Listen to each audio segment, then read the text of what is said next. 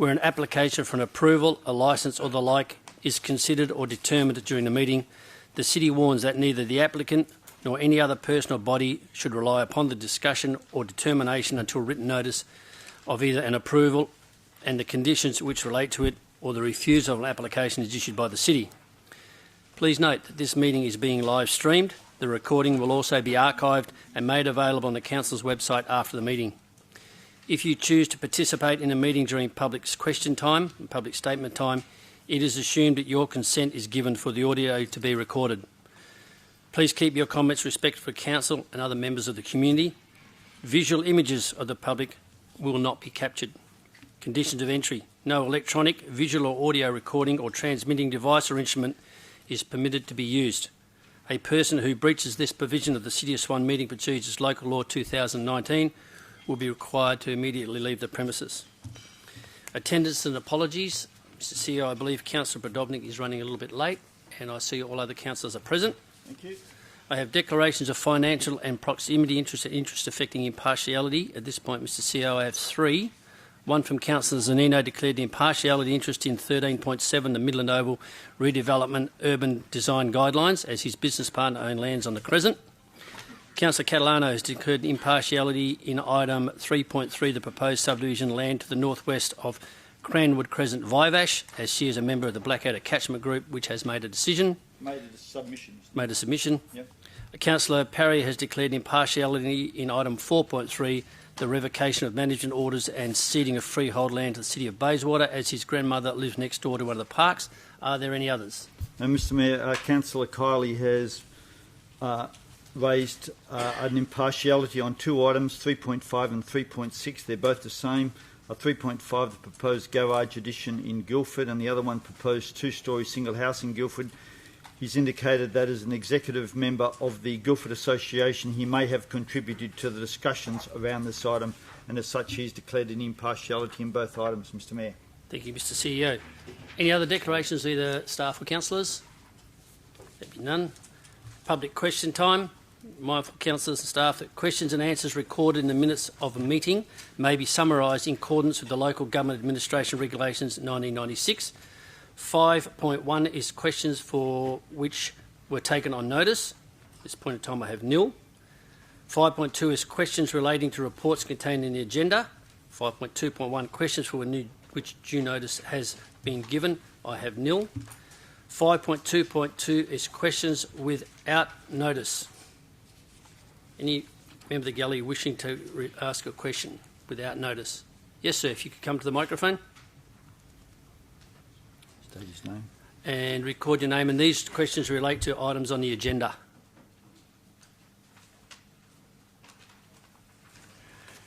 Good evening, Mayor and Councillors, and thank you for the opportunity to address you.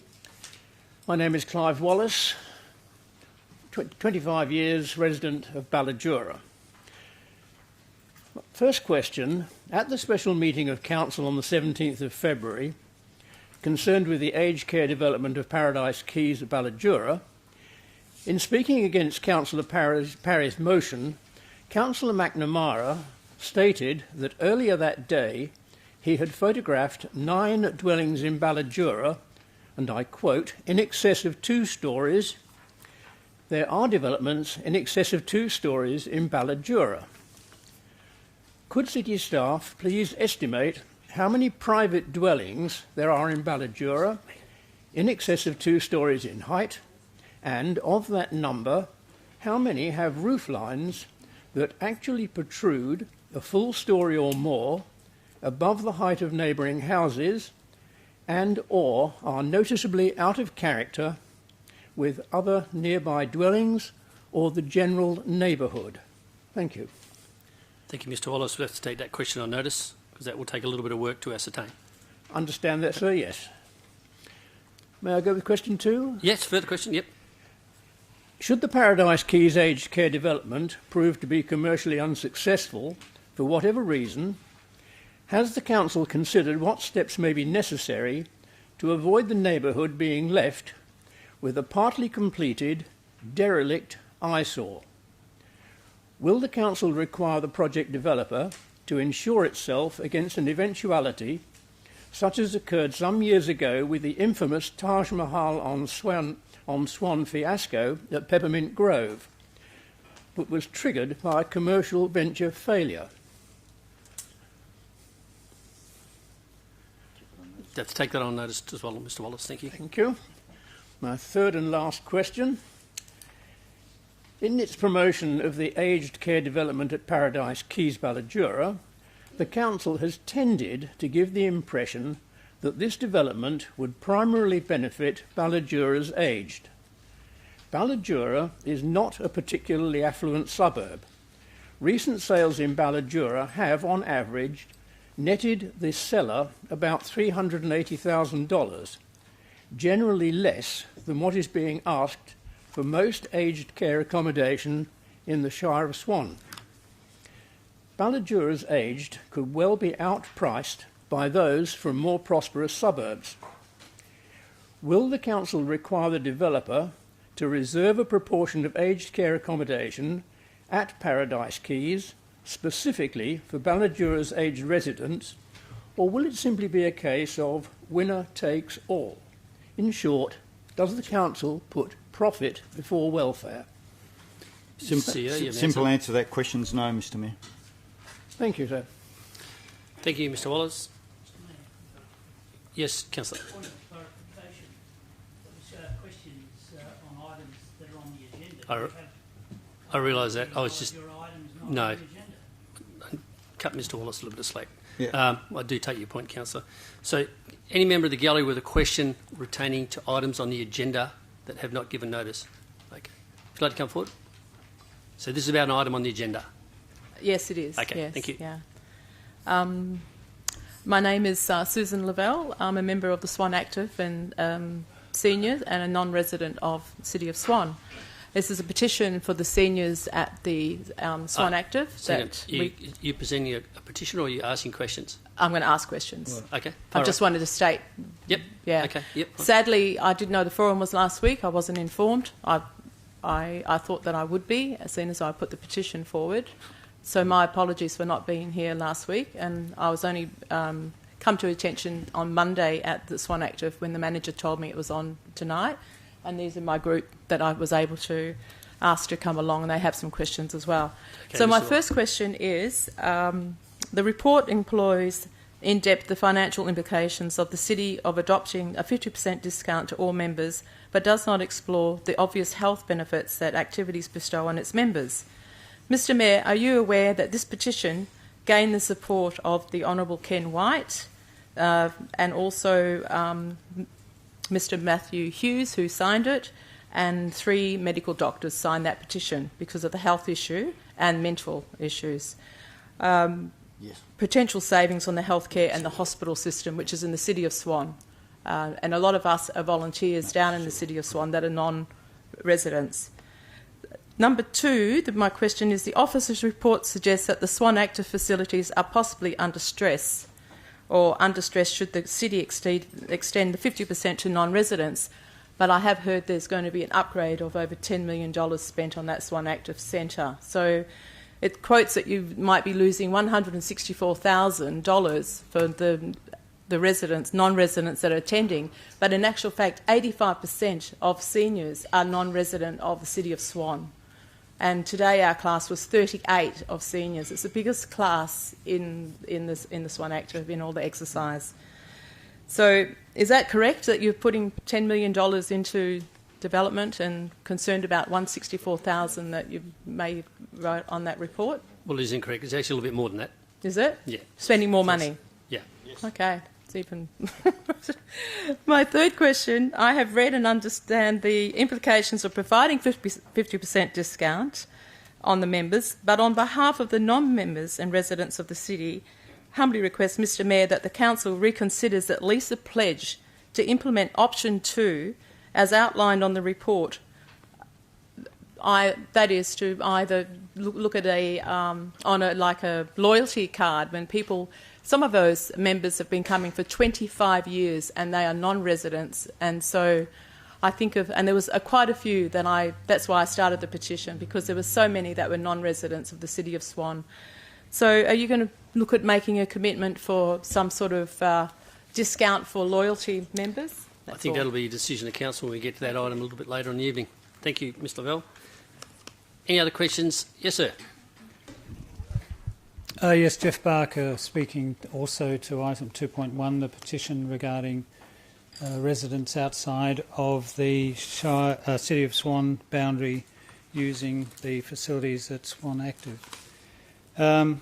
Looking at the officer's report, which was quite thorough but missing some important details, the city apparently looked at other local government areas as to what benefits they would provide or that they provide to seniors. And the response was, well, the officers felt that the Swan City was actually giving some pretty good results and one of the better. But there's no mention of the fact that Bunbury City Council provides free access to all seniors. Considering the significant health benefits and additional memberships and reputational credibility that would accrue, why not invest in the expansion of services and with the health benefits above the apparent penny pinching when a significant investment is also being put into the infrastructure? And Because is that one of your questions? that is the question. That is the question? And why not implement a loyalty card, as what Sue has already mentioned, as an option if full coverage, full subsidy is not possible? And as I answered it, that'll be something council consider when Yeah, we get to that item no, later. thank you. Any other questions to the gallery? Sorry, there was one other. Another question? Councillor McNamara, in his suggestion of an amendment to the motion, in number 3, is one that we would support, I think, as an alternative. All right. Thank you, Mr Barker. Any other questions relating to items on the agenda? Mine's not a question, but it is regarding the same thing to do with health issues. Okay, so you've got some questions about the item on the agenda? Okay. Just come up, state your name and just ask your questions. Good evening. My name is Sue Bennett, and I'm a member at the Swan Active. My statement is just regarding the health benefits that gives you. Sorry, Ms Spencer, you got a statement or you got questions? Well, it's not really a question. It's more Okay. a statement. Well, So no worries. We've got public statements a bit later. Have you booked a public statement? I think you have. no, I haven't. Okay, that's something. So, all right. I'll take your public statement a little bit later. If you'd like to just take your seat, we do public statements down on 6.1 after questions. Okay. Okay. All right. Thank you. Thank you. There's no other questions from the gallery in regards to items on the agenda. Move to item 5.3, other questions. 5.3.1, which is questions which were taken on notice. I have questions from Mr Dave Knight, Mr Bob Ellsbury, Ms Deirdre Julian and Ms Naomi Jenkins, and the answers are in the green folder, also from Ms Stephanie Radis. 5.3.2, questions without notice. Any other questions to the gallery on a general nature that have not been given notice? If none, we'll carry on to public statement time. The first public statement I have is from Ms Audrey Baker regarding to C 1.7, the motion from Councillor Scanlon on homeless and at-risk youth crisis in the City of Swan. Ms Baker in the gallery? No? Sorry. Oh, there she is. I believed mine was a deputation, but No, it's a public statement and you have 2 minutes. thank you. Mr Mayor, councillors, I'm Audrey Baker. I'm representing Ascension Church, Spring Park Road. We've been providing emergency food relief to homeless people for many years and to needy families, and we've noticed a significant increase in people requesting help. The presence of homeless people sleeping on the streets of Midland is detrimental to the image of Midland, its community health, and to business. However, positive engagement with the homeless and seeking to enhance their accommodation options, skills and opportunities will not just benefit the homeless, but will increase community pride, health and strength for all residents. We submitted a petition last year containing many community signatures in support of council providing overnight accommodation.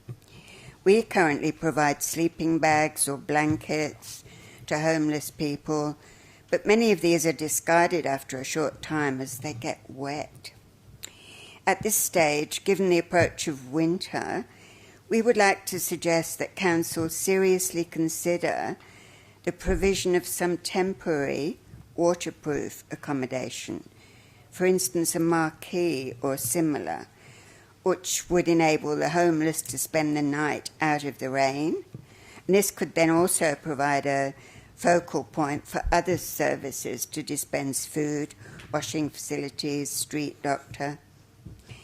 Finally, could I respectfully request that the Ascension Emergency Food Relief Programme be included in any future discussions on the subject of homelessness? Thank you, Ms. Baker. And there was, that's right, and the other lady, Sue Bennett, yeah. And you have 2 minutes as well. Thank you for listening to me. So this is just really regarding the health benefits to people that go to the Swan Active Centre, and this facility offers a variety of exercise for people of all ages and financial situations, and it gives them the opportunity to exercise, socialise and a purpose, which helps their physical and their mental well-being. The combination of these things gives the person a sense of worth. So cost can be a factor stopping a lot of people, and I recommend an incentive or a discount card for those outside the Swan Shire. This will keep the existing clients there but also attract new clients. So I have several friends that have health issues and really would benefit from the facilities but are unable to afford these. So situated at this facility is on the edge of the Swan Shire, and it's obvious there'd be attraction from people living in the adjoining suburbs. So for me to recommend a discount to people outside of the Swan Shire. Thank you. Thank you. So did you mention you have a petition? This is all of us. This is all of us in the same one. Okay. Yeah. Thank you very much. Thank you. Which now brings us to petitions, and I believe Councillor Henderson. Oh, you've got a petition you'd like to present? Statement. No, a statement. You said Well, no, sorry. So you have to book statement. So I took Miss Baker because she was a bit confused. Well, councillors, we actually have a process of booking, and I allowed Miss Baker to make it on a basis. I've got to move in a second. Councillors, anyone against? Okay, if you'd like to just come up and make a statement, sir, you have 2 minutes. Thank you very much, Councillor. And just state your name again too, please. Jeff Barker from the Mundaring Shire. Just as an example of the health and mental and psychological and mental health benefits is that one resident who is in his 80s is a regular goer 3 times a week at the seniors circuit program, and we found out this morning that he's in hospital, and already 6 people have visited him in hospital. So this facility is not just a health promoting physical health for the seniors that go, it's also a really important social and mental health facility that ties community together, and I believe Swan can gain considerable credibility, reputational credibility, by endorsing the fact that this is part of your community service to the people of this Hills region. Thank you. Thank you, Mr. Baker. Mr. Barker. Barker, sorry. My apologies. Okay, petitions. Councillor Henderson, I believe you have a petition. Thank you, Mayor. I have a petition in Sally Prince's name of approximately 142 signatures seeking a street name change in the street in Baskerville with accompanying notes and photographs. Thank you. Can I have a move that that petition be accepted? Yeah, I move. Seconded. Councillor Jones. Okay, any other petitions, councillors? Mr. CEO, no others? No others, no. Okay. Announcements by the presiding member. I have nil. Members' questions. It's 10.1 answers for which were taken on notice, and those answers are in the agenda. 10.2 is questions for which due notice has not been given. Councillors? Councillor Parry. Thank you, Mr. Mayor. I've got a quick question to staff. When is the fauna protection policy going to be given to council, please? Mr. Town or Mr. Russell? Fauna protection policy. Fauna protection policy. I still need to have further discussion with Councillor Scanlon because the last time we provided that information, and the most effective way of fauna protection is fauna management. That is culling, and that's not people don't like that, and politically, right, that was the best recommendation by the expert in Department of Biodiversity, Environment and Attraction. Thank you, Mr. Tan. Further questions, members? None. We'll move on. Sorry. Councillor Dominic. Thank you. Just that I'm clear, are you saying that our policy is to cull? No, we don't have a policy. Don't have a policy at this point in time. Okay. But all the evidence that has been provided, because this was raised by Councillor Scanlon, was that relocating kangaroos in particular is not good for the health of the kangaroos, and we've been advised by the relevant government departments the only way to effectively do it is to cull, and for that reason we have not proceeded with the policy. Thank you. 10.3 is questions for which notice has not been given, and Councillor Scanlon, you have one.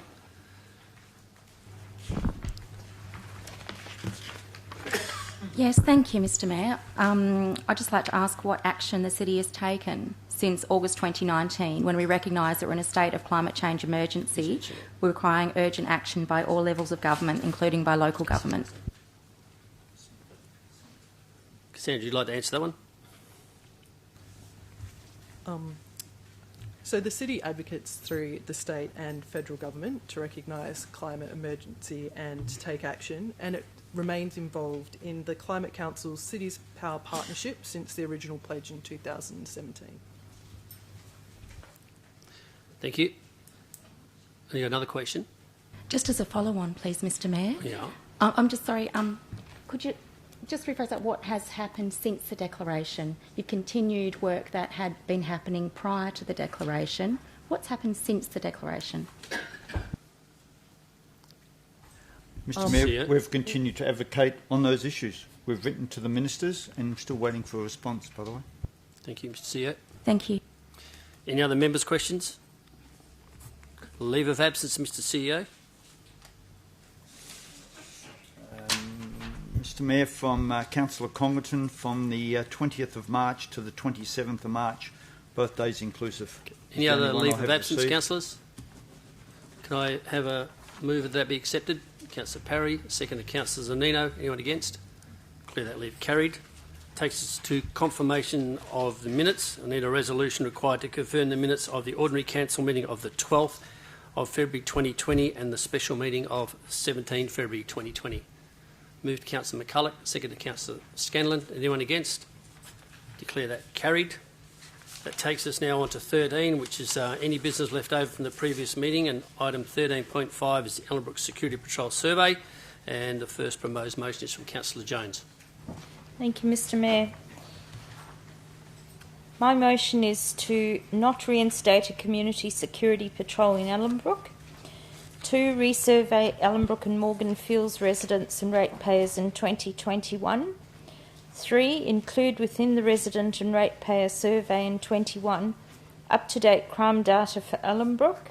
4. Continue the range of other crime prevention and community safety initiatives in Ellenbrook in partnership with the WA Police and local community groups.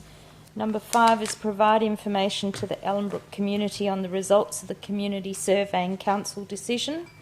And 6 is record the reason for changing the officer's recommendation is that Morgan Fields should specifically remain part of the future survey, and that the addition of crime data for the area in the survey will enable residents and ratepayers to make a more informed decision as to their preference. Thank you, Councillor Jones. I have a seconder. Councillor Henderson, is there anyone against? Councillor Richardson. Councillor Jones, if you could start your debate. Thank you, Mr. Mayor. I've lived in Ellenbrook for the past 20 plus years and have worked in the community since 2000. I also work closely with community groups in the area. It's unfortunate that I've had several emails from residents threatening me with a slagging campaign should I not vote to reinstate the patrols. As I'm charged to represent all residents, sometimes I have to make hard, unpopular decisions which are right for the community as a whole. I take my role seriously and do the work needed to make a decision based on facts and not perception. I deferred this item for several reasons. I will endeavour to explain why I could not make a decision on the information presented without further investigation.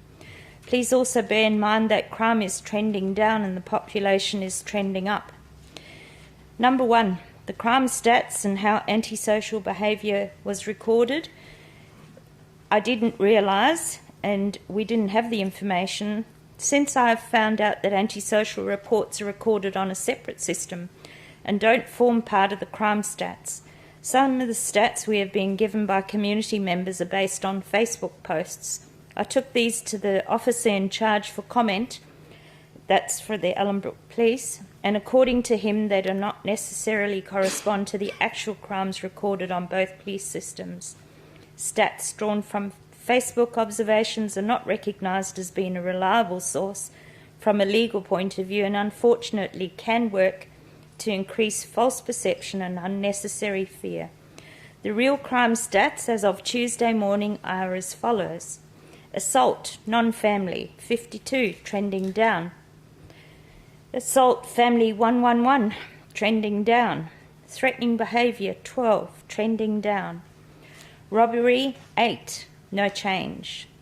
Burglary, non-dwelling, 17, includes items stolen from open garage or garden shed, trending down. 2 cars driving around would find it very difficult to see every open garage. Stealing, 404, included fuel drive-offs, building site and retail. Nationally, retail theft has significantly risen. Nationally. Property damage, 134. Graffiti, 15. Drug offences, 97. Most of those cannot be... Patrols can only collect the info, not stop them. The disturbance calls recorded on the other system, which is a system for antisocial behaviour, and this includes some duplicate calls, are as follows. These also capture noise complaints. 52 for January, 75 for February, and 29 for March. My second point, the police model. The police model has changed recently. Before, the model took away a lot of input by the local officer in charge. The new model allows for continuity in following through on crime. The officer in charge has established a proactive investigation team, and this team are cracking down on crime. They're working closely with other agencies to remove tenants who are creating trouble. The police station has 45 staff, usually 3 cars, during the day with 2 officers and 2 at night. It functions 24 hours a day. However, if required, they will close the station on the odd occasion with a call button to raise alarm if needed. The ORC has further access to the following resources should he require them. The crime car, detective car, mounted unit, booze bus, K9 division, regional operations group, drones for surveillance.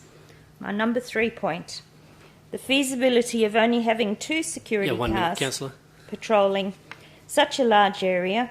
The distance from Nangara Road to Morella Road on Annie's Landing is 17.9 kilometres and takes 19 minutes to drive. Distance from Drumpelia Road to the district open space, Ellenbrook side, takes 9 minutes to drive. If you do the maths, you'd probably see the security patrol very seldom by the time they have driven down all the streets. 4th point, finance team. This is the most important point. Have provided me with information on rates currently in areas, and these facts are as of the 11th of February. Of the 8,838 properties levied on the 2019-20 rates, there are 5,546 outstanding. This includes people on payment plans. Adding another levy to the rates... Councillor Jones, That's Thank your you. 5 minutes. Councillor Parry, move an extension. Yes, please. Seconded, Councillor McCulloch. How much time do you need, Councillor? 1 minute. 1 minute? Yep. You've got it. Thank you. Thank you.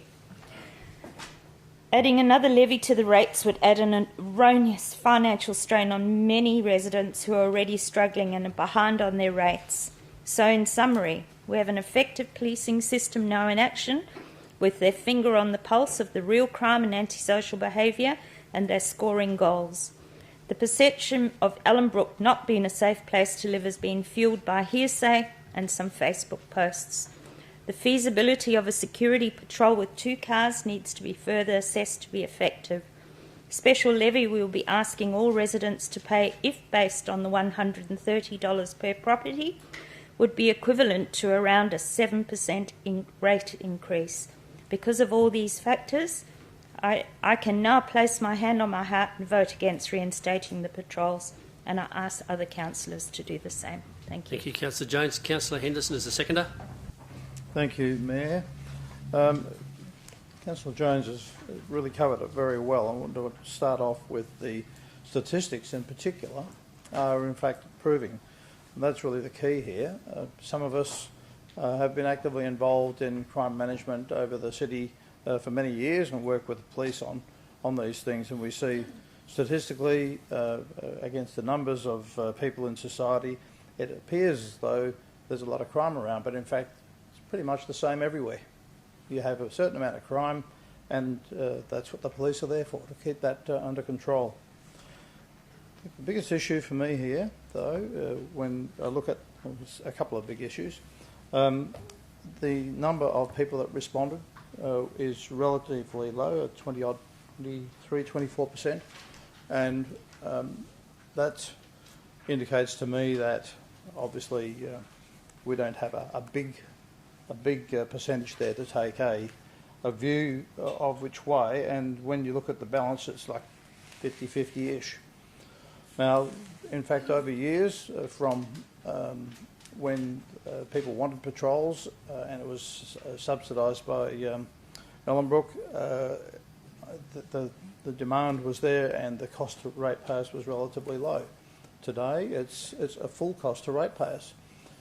And we have a very difficult budget ahead of us, very, very difficult budget ahead of us. That budget currently has very significant percentage rise in rates if we don't look at where to make some savings. Now, if you add that 7% horrific figure on top of what we could be looking at this year, and from what I can see it's going to be more than CPI, that is going to hurt the residents there very much. Now, certainly I've had a number of residents contact me, and I expect that most of you receive the same emails saying how much they want it.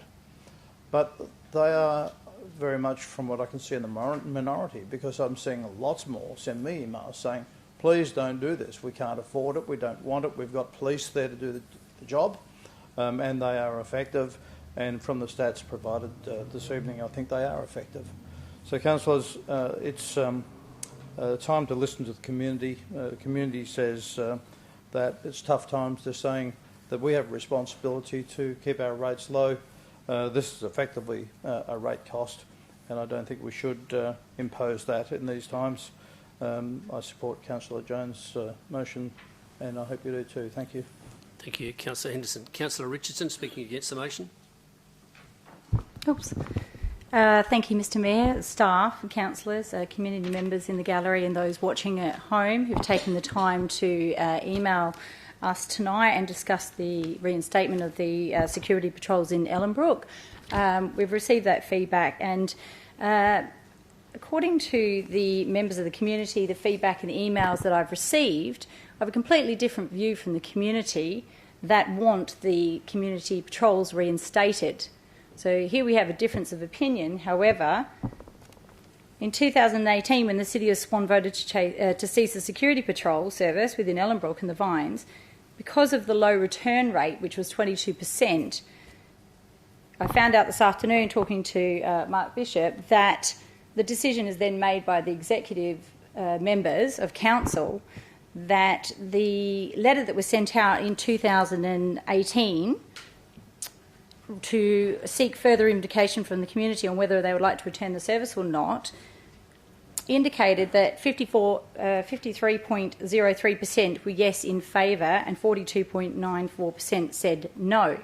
The community in that letter were not aware that if there was only a 22% return rate, that this would then not go ahead.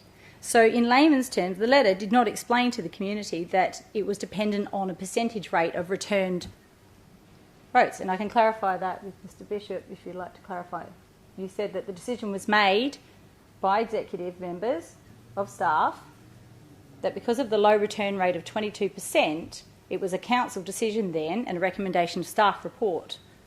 So that council would have the final say, and tonight is the opportunity for our councillors to then think about that number and explain to the community that when they sent the Security Services survey in Ellenbrook, which asked them, number one, are you willing to pay an additional levy, yes or no?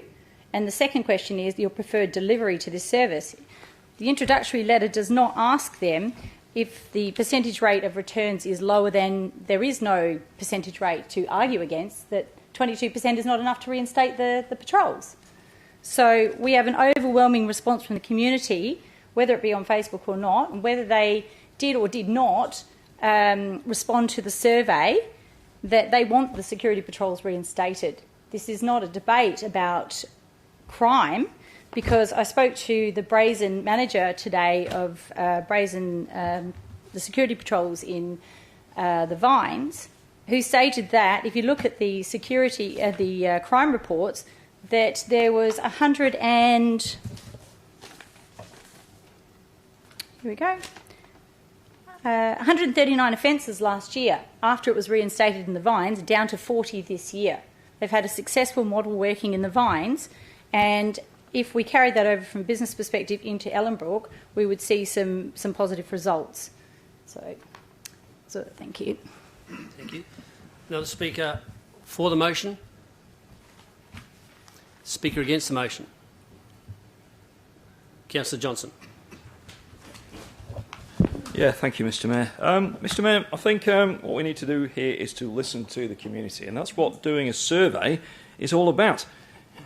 The city did a survey to ask people if they wanted that security patrol reinstated at a cost to the community, and there was a 22% response rate. And I've heard tonight that, that's not very good.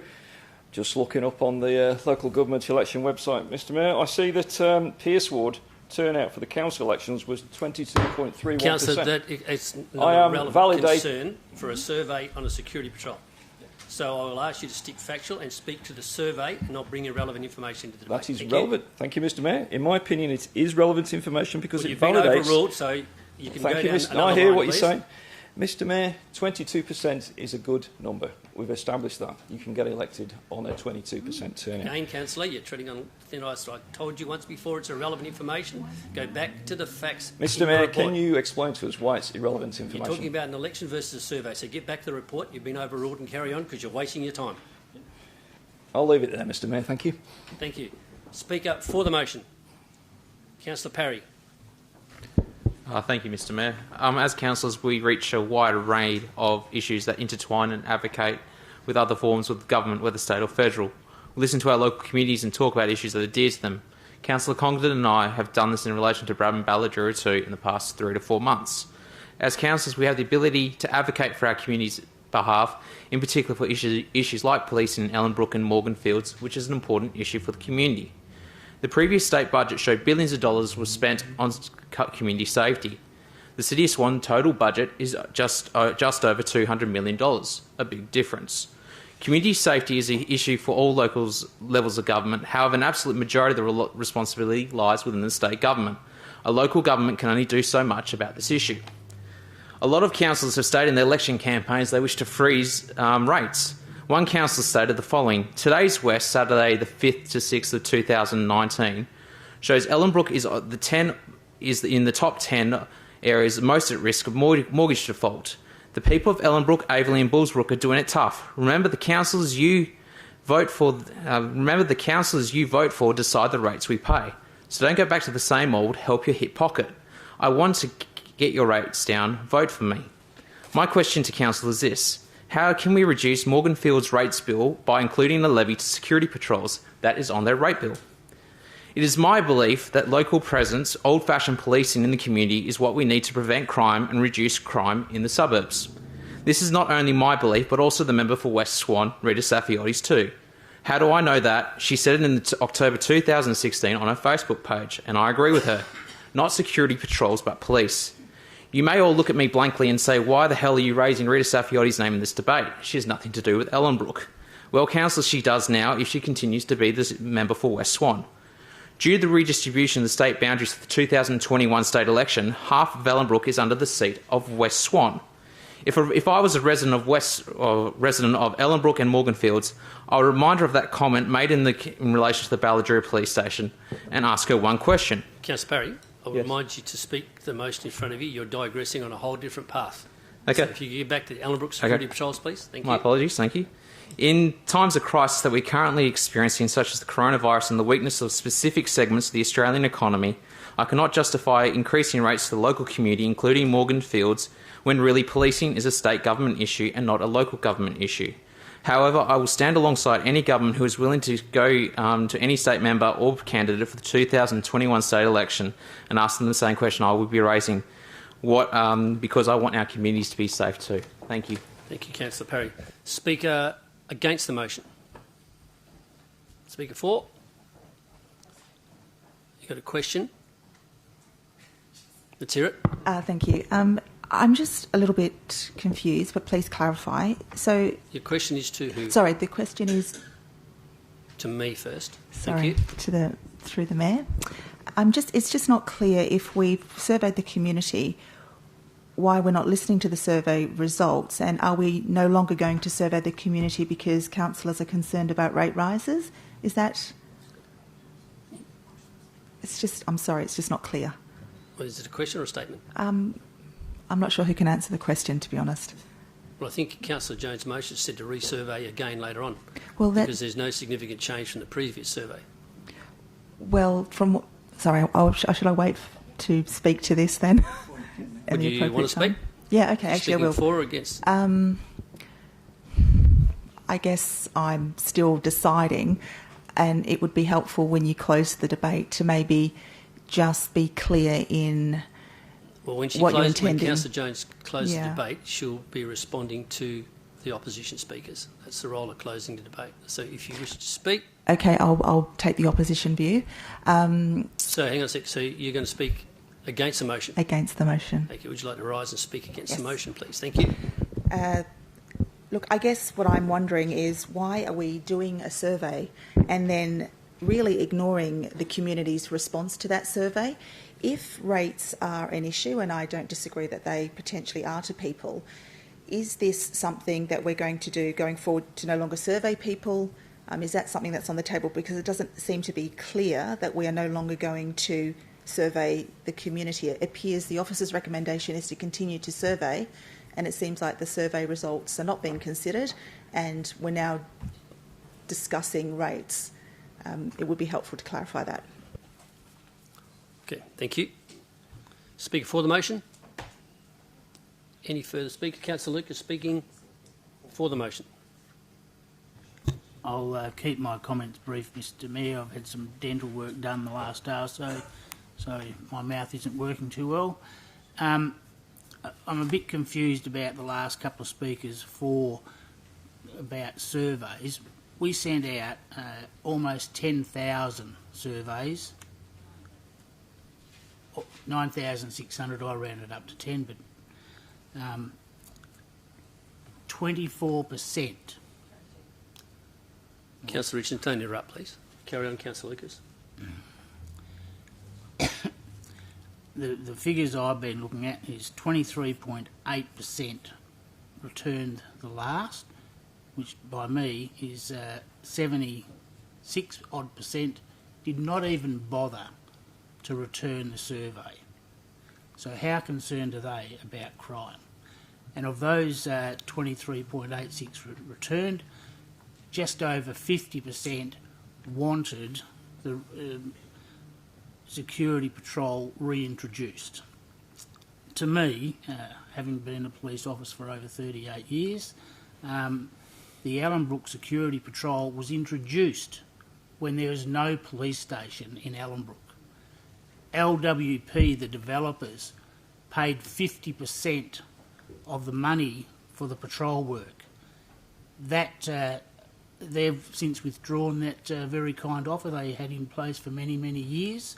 So now it's up to the local residents, and I'm sure that 75% of residents who didn't return their rates would not like their rates going up. So to me, it's a judgment call, and my gut feeling tells me I can easily support Councillor Jones's motion, because it's going back to resurvey that community in another 12 months or so. I've received far more emails and phone calls stating the residents didn't want to introduce it today, even from a pensioner today who says she struggles already to pay her rates and doesn't want the patrol reintroduced. Thank you. Thank you, Councillor Lucas. Speaker against the motion. Councillor Kiley. Thank you, Mayor. Councillors, I'm just going to be quick here. We put out a survey, we got a result. Let's just stick with it. As much as Councillor Johnson got berated for raising the local government elections, we all get voted on about 20% participation, 22%, sometimes as low as 15%. I think it's a good comparison, and I support that analogy. We need to accept the result. We just can't put out surveys and then decide to not go against them. We need to reinstate this if we want to look at saving rates. If we want to look at saving rates, then we've got other ways to do that. The money being spent on Midland Oval could be cut hugely. We could save a lot of rates if we cut out a big portion of that. So I suggest we get on with giving the community what they want and saving rates elsewhere. Thank you. Thank you, Councillor Kiley. Speaker for the motion. Councillor Congerton. Thank you, Mr Mayor and councillors. I accept that the percentages and numbers that returned from the survey, but I've received correspondence from Morgan Fields, which is in our Whiteman ward. We don't have security patrols in Ballajura or Brabham, so I can only really comment in relation to Morgan Fields. And the Morgan Fields residents have indicated that the 2 vehicles is insufficient, given the fact that the predominance of properties across the other side of Nangara Road, and also that there would be a preference for a singular security patrol service for Morgan Fields, which I don't think could be achievable given the low numbers of less than 800 residents within that precinct. But they've also indicated that they would like to have a survey back to them detailing it in far more detail than it currently was, or sorry, as it was, back when it was done in November. And that's been a kind of a theme that I've had through from the ratepayers contacting me. So I accept the figures that have been provided, but I think the 2021 survey should be far greater in its content than the previous one. Thank you, Councillor Conklin. Any speakers against the motion? Question, Councillor Stanlin. Mr Mayor, may I ask a question of the previous speaker, Councillor Congerton? Well, you can ask the question to me first. Thank you. I'd just like to ask what further information councillors are considering for another survey to go out. Councillor Congerton, if you wish to answer that. Sorry, Councillor Scanner is asking, what further information would your residents like? I really can't tell you because I wasn't engaged in the previous consultation process that was sent out. We weren't on council then. So I only read what was actually provided. But I think, again, if I was to preface the comments of 2 vehicles 24/7 for 8,838 residences, which is supposed to include in this Morgan Fields, I presume, and I couldn't get the exact answer of the return rate for Morgan Fields because the consultation documents weren't prefaced with a barcode. So I don't know where they came from. And I think that's the whole point I'm saying about if you're going back out to our ratepayers, we need to go back out with a bit more detail. I'd like to know from Morgan Fields, what do you actually want?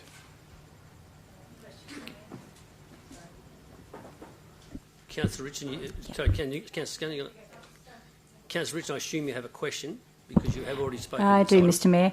Just wondering through you, do you know the actual costing of resurveying the community in 2021? Do you have the breakdown of the costs? Around about 15k from memory, is it, Mr. Bishop? Thank you, Mr. Mayor. You've answered the question for me. Thank you. And how is that broken down? Mr. Bishop, you want to give that breakdown? Most of it is costs through a contractor to do postage. I can find the figures, but I probably can't find them in a timely time, so I might take that on notice and provide that detail. Thank you, Mr. Bishop. Mr. Mayor, I have that answer, if I can read that out. Well, no, you questioned, so you should have used it in your debate. I'm sorry, Councillor. 15,000. Councillor Scanlon. Thank you, Mr. Mayor. Just a question on that. I'm just wondering what is the total cost for the ratepayers to reinstall the security patrols? How many ratepayers are affected by this for the 110 or? Memory 9,600 and something or other rateable properties, including commercial, retail and industrial. Okay, thank you. Thank you. Any further speakers? Be no other speakers. Councillor Jones, your right of reply. Close debate, please. Thank you, Mr. Mayor. Just a couple of comments. I think I've given enough detail already.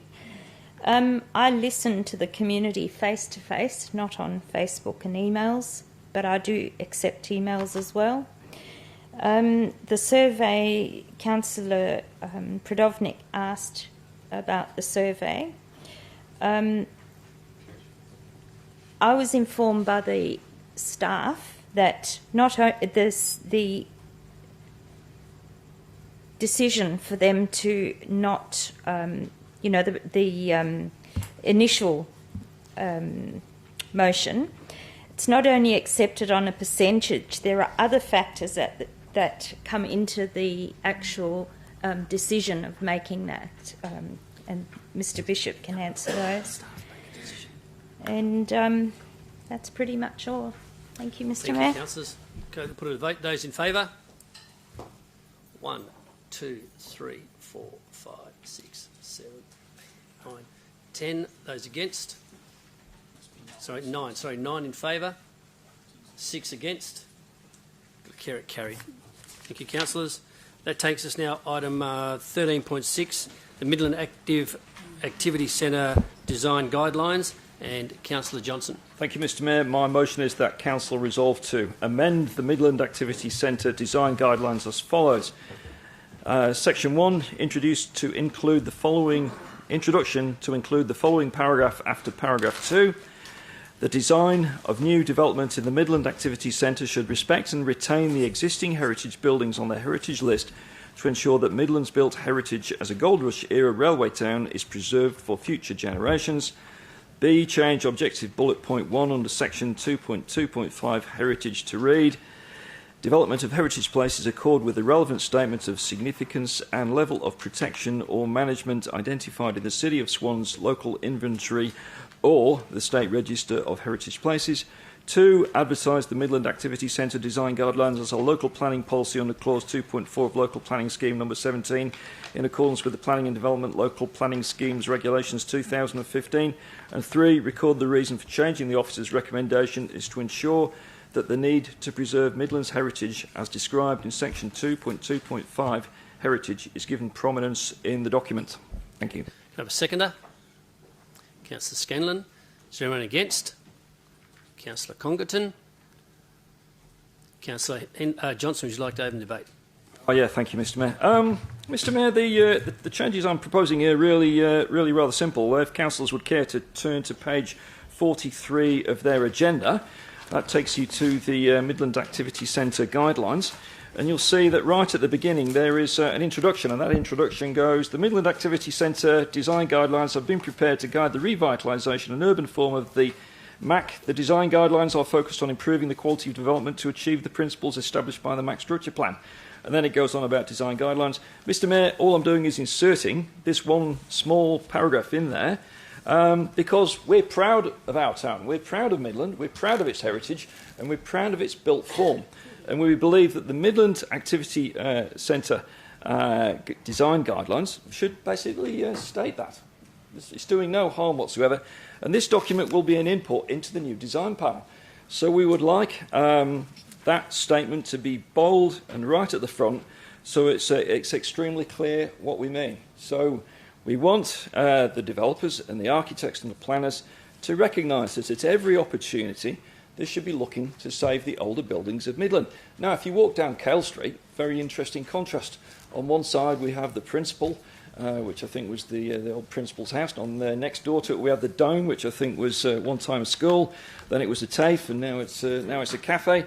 And then I think a little bit further up, there's another heritage building which is now used by MJAC, Midland Junction Arts Centre. Councillors, those buildings are worthy of saving, and I think that we need to note that in this document.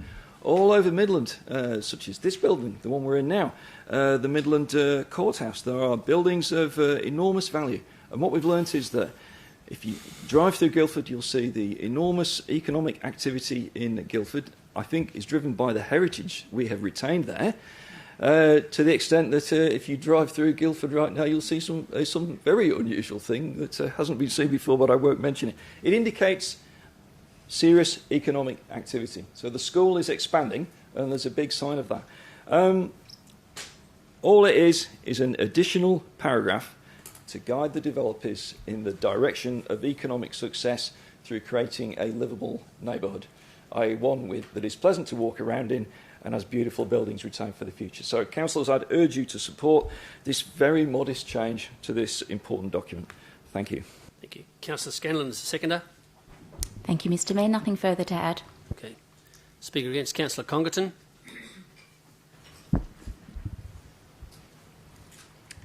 Thank you, Mr Mayor and councillors. Councillor Johnson, I would absolutely support this if you removed the words "as a gold rush era railway town" and you left everything else the same. You'd have my support 100%. I could not find, and I did spend an entire lump of my hours today, Councillor, through you, Mr Mayor, looking for Midland Gold Rush, Midland, Gold Rush Town, Midland. I couldn't find it at all. I couldn't find the goddamn connection. I truly couldn't. I found every other town that's associated with gold exploration, the old towns, 1880s, and here we go. But I simply couldn't do it for Midland. So if you removed "as a gold rush era railway town," or even if you took out "as a gold rush town" and left the railway component some part, because I do accept the fact of the railway workshops and all of that went on through the early periods and up until when it closed. But if you did that, I would go absolutely 100%. But in its current form, with it there, I can't support it, Councillor. Well, Councillor Congerton, on that basis, would you like to propose an amendment? But it has. So, yeah, unfortunately, Councillor, you can't do it. So if you're going to do that, someone will need to move an amendment. Okay. I move to make the amendment. So you're moving that the words "Gold Rush era" be removed?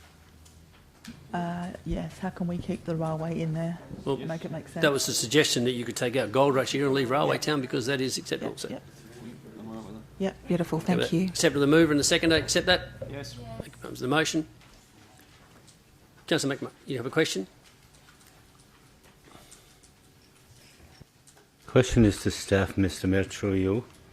With regard to the statement, retain the existing heritage buildings on the heritage list, irrespective of what the status of that heritage list and what the status of the heritage listing is.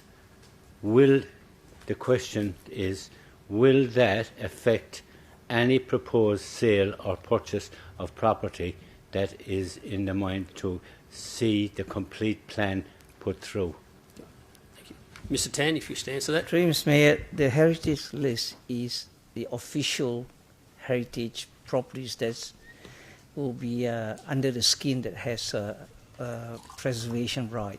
You can't demolish anything without an approval. Thank you, Mr Tan. Okay. We've had an amendment. It's acceptable. Put to the mover and the seconder. Councillor Congdon has spoken. Is any further speakers for the motion? Councillor Kiley. Thank you, Mayor. Councillors, I'll draw your attention to the actual document. I think it's page 37. If you flick through 38, 39, end up at page 40, we're looking at the railway workshops, an old heritage building. It's obviously appreciated whoever put this document together. It's very visible there. Then you've got the introduction, which is the clock tower above the town hall here. It's another heritage building. You turn over, you've got another heritage building. You turn over to the next page, it's the Midland Junction Arts Centre. It's heritage all the way through. We flip it over again to page 45. It's the old section of Midland Great Northern Highway. Obviously, the document is focused on that heritage aspect, and you keep going through. There's other buildings. There's the Ascension Church. We flick over to page 50. We've actually got a picture of the rocks in Sydney. It says markets in well-designed streets provide activation and community focus. Well, this street, I believe, was probably designed around 1790 or so. So it, again, is endorsing Councillor Johnson's motion by saying that this old heritage part can really activate a community, and Sydney's a great example there, where the rocks has been retained and at some point was going to be completely demolished. But I think there was from my memory, the Labor Union movement got on board with preserving the rocks, and it today remains a great tourist attraction for very many millions of people that come to Sydney every year.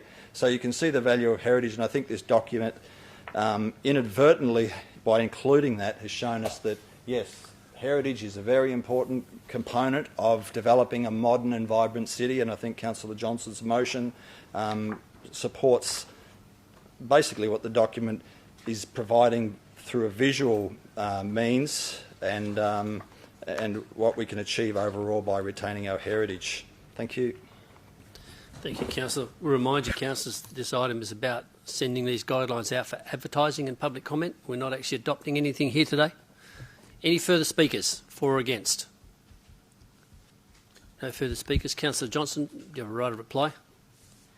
Oh, thank you, Mr Mayor. Mr Mayor, look, I'd just like to thank Councillor Congdon for helping me with my motion by pointing out ways of improving it. And Mr Mayor, I noticed during his speech he invoked God's name, and I'm just hoping that he doesn't get struck by lightning. A bolt of lightning comes down from heaven before the vote, because I assume he's going to vote for it, so I'm just hoping you survive until the vote. Thank you, Mr Mayor. Okay. Thank you, Councillor, for the vote. Those in favour? Carried unanimously. Could have saved us a lot of time there, Councillor. Okay, next one is item 13.7 is the Midland Oval Redevelopment Urban Guidelines.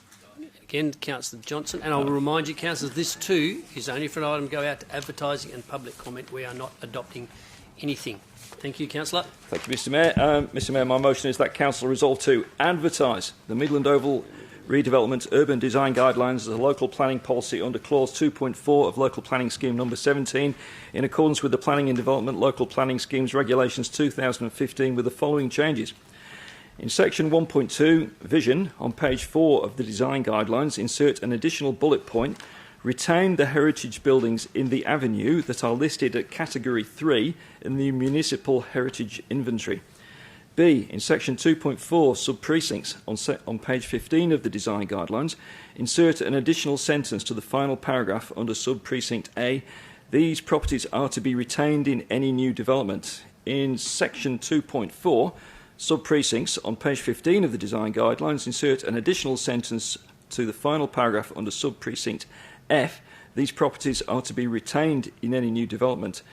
D, in Section 4.2.1, Architectural Character, on page 44 of the Design Guidelines, insert 2 new bullet points under Design Requirements. Bullet point 1, the buildings on the avenue currently listed at Category 3 on the Municipal Heritage Inventory are to be retained in the new development. Bullet point 2, all buildings on the municipal heritage inventory are recommended to be retained in the new development. 2, the reasons for changing the officer's recommendation are to retain the heritage character of Midland for future generations, to recognise that the contents of the municipal heritage inventory may change during the lifetime of these guidelines. Thank you. Councillor, over seconder. Councillor Scanlon, is there anyone against? Amendment, Mr. Amendment. Councillor Lucas. Thank you. I did speak to Councillor Johnson before the meeting, but he didn't want to include him as part of substantial motion, so I move to amend that in item 1A, remove the word retain and insert the words recommend that the heritage buildings on the avenue that are listed at category 3 in the municipal heritage inventory be retained. In item B, put the word recommend in front of these properties are to be retained in any new development. In section C, put recommend these properties are be retained in any new development. And in item D, put the word recommend the buildings on the avenue currently listed at category 3 on the municipal heritage inventory are to be retained in the new development. And you would like a reason, Mr. Mayor? No, we don't need a reason yet. Okay, so, councillors, I have an amendment. Well, I'll get a second, then we'll go to amendment. To question. Do I have a seconder? Councillor Kiley is the seconder. You have a question? I'd like to know how that is going to change it when it goes out. How will the staff see that changing the document? In terms, it's out for consultation. I know that, but how does that change substantially? Because originally these properties are to be retained. That was out for consultation. Now that who's recommending? Is it the council staff? Who we are making recommendations, councillors, because remember this is only going out for advertising and public comment. So that then changes to we recommend that happen, rather than making a definitive impression. It's definitive because. But Mr. Tan, would you like to add to that, or is it a fair explanation? Mr. Mayor, anything to do with design guidelines. Excuse me. Any development will be subject to a design review panel, which will consist of heritage architect and specialists in heritage. They will assess everything on its merit. Rather than being definitive saying that we shall retain, we just basically say recommend that those premise properties be retained. Only as a recommendation, the final decision will still rest with the council. Bear in mind, you might come back with something different for public comment. Yep. So I've got a mover and a seconder for the amendment. Is that acceptable to the mover and the seconder? Yes. Acceptable to both? Okay. So you're against? You're against the amendment? Do we really wish to debate it? Okay. Okay, councillors, any... So therefore we could put the motion, because that now becomes part of the substantive motion. So, put it now, any speakers against the substantive motion as it stands, amended? Been no one against? Need to put the vote? Yep. Okay, those in favour? That's 14 against, 1. Motion's carried. Item 13.9 is the local development plan for Morrison Road West, and again, Councillor Johnson. Thank you, Mr. Mayor. Mr. Mayor, my motion is that Council resolve to advertise the Morrison Road West local development plan. Mr. Mayor, I must stop there. I've made a mistake. Mr. Mayor, I'd like to prefer Councillor Catalano's motion, and that to go first. Well, sorry, Councillor, but you're listed first. You were first in, so we're dealing with yours first. I understand that, Mr. Mayor. Previously, it has been allowable for councillors to change the order of alternate motions. So I'd like to give precedence to Councillor Catalano's. Sorry, Councillor, but you started reading the motion. I did, Mr. Mayor, but I was and then just you changed a bit... so I'm going to ask you to proceed with your motion. Thank you. Oh, Mr. Mayor, I'd just Or you like can move, to... or you can withdraw it, or you can defer it. Well, I'm going to move that we disregard your ruling and... Seconded. And allow Councillor Catalano to go first. So Councillor Johnson is moving dissension against my ruling. Is there anyone in favour of that dissension motion? It's lost. Carry on, Councillor Johnson.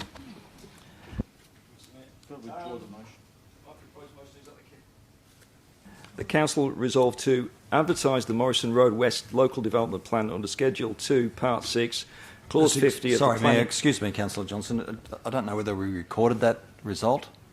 There was a motion put forward to go against the Mayor's ruling. It did. I recorded it was lost. Is it recorded in the minutes? It Yep, wasn't... it'll be recorded in the minutes. Lost, so... 9-6. Thank you. Sorry, Councillor Johnson, carry on. You can go uninterrupted now if you like, Councillor Johnson. Finish your motion. I'm just considering what to do. We'll read your motion. The motion. Okay, I'll start again. That Council resolved to advertise the Morrison Road West Local Development Plan under Schedule 2, Part 6, Clause 50 of the Planning and Development Local Planning Schemes Regulations 2015. 2. Request staff to obtain permission from the owner of Lot 1, Number 40, Byers Road, Midland, to nominate the property to be assessed for possible inclusion in the City's Municipal Heritage Inventory, subject to the owner's consent. 3. Subject to the owner's consent, have the property assessed by a heritage consultant to be appointed through the City's procurement process.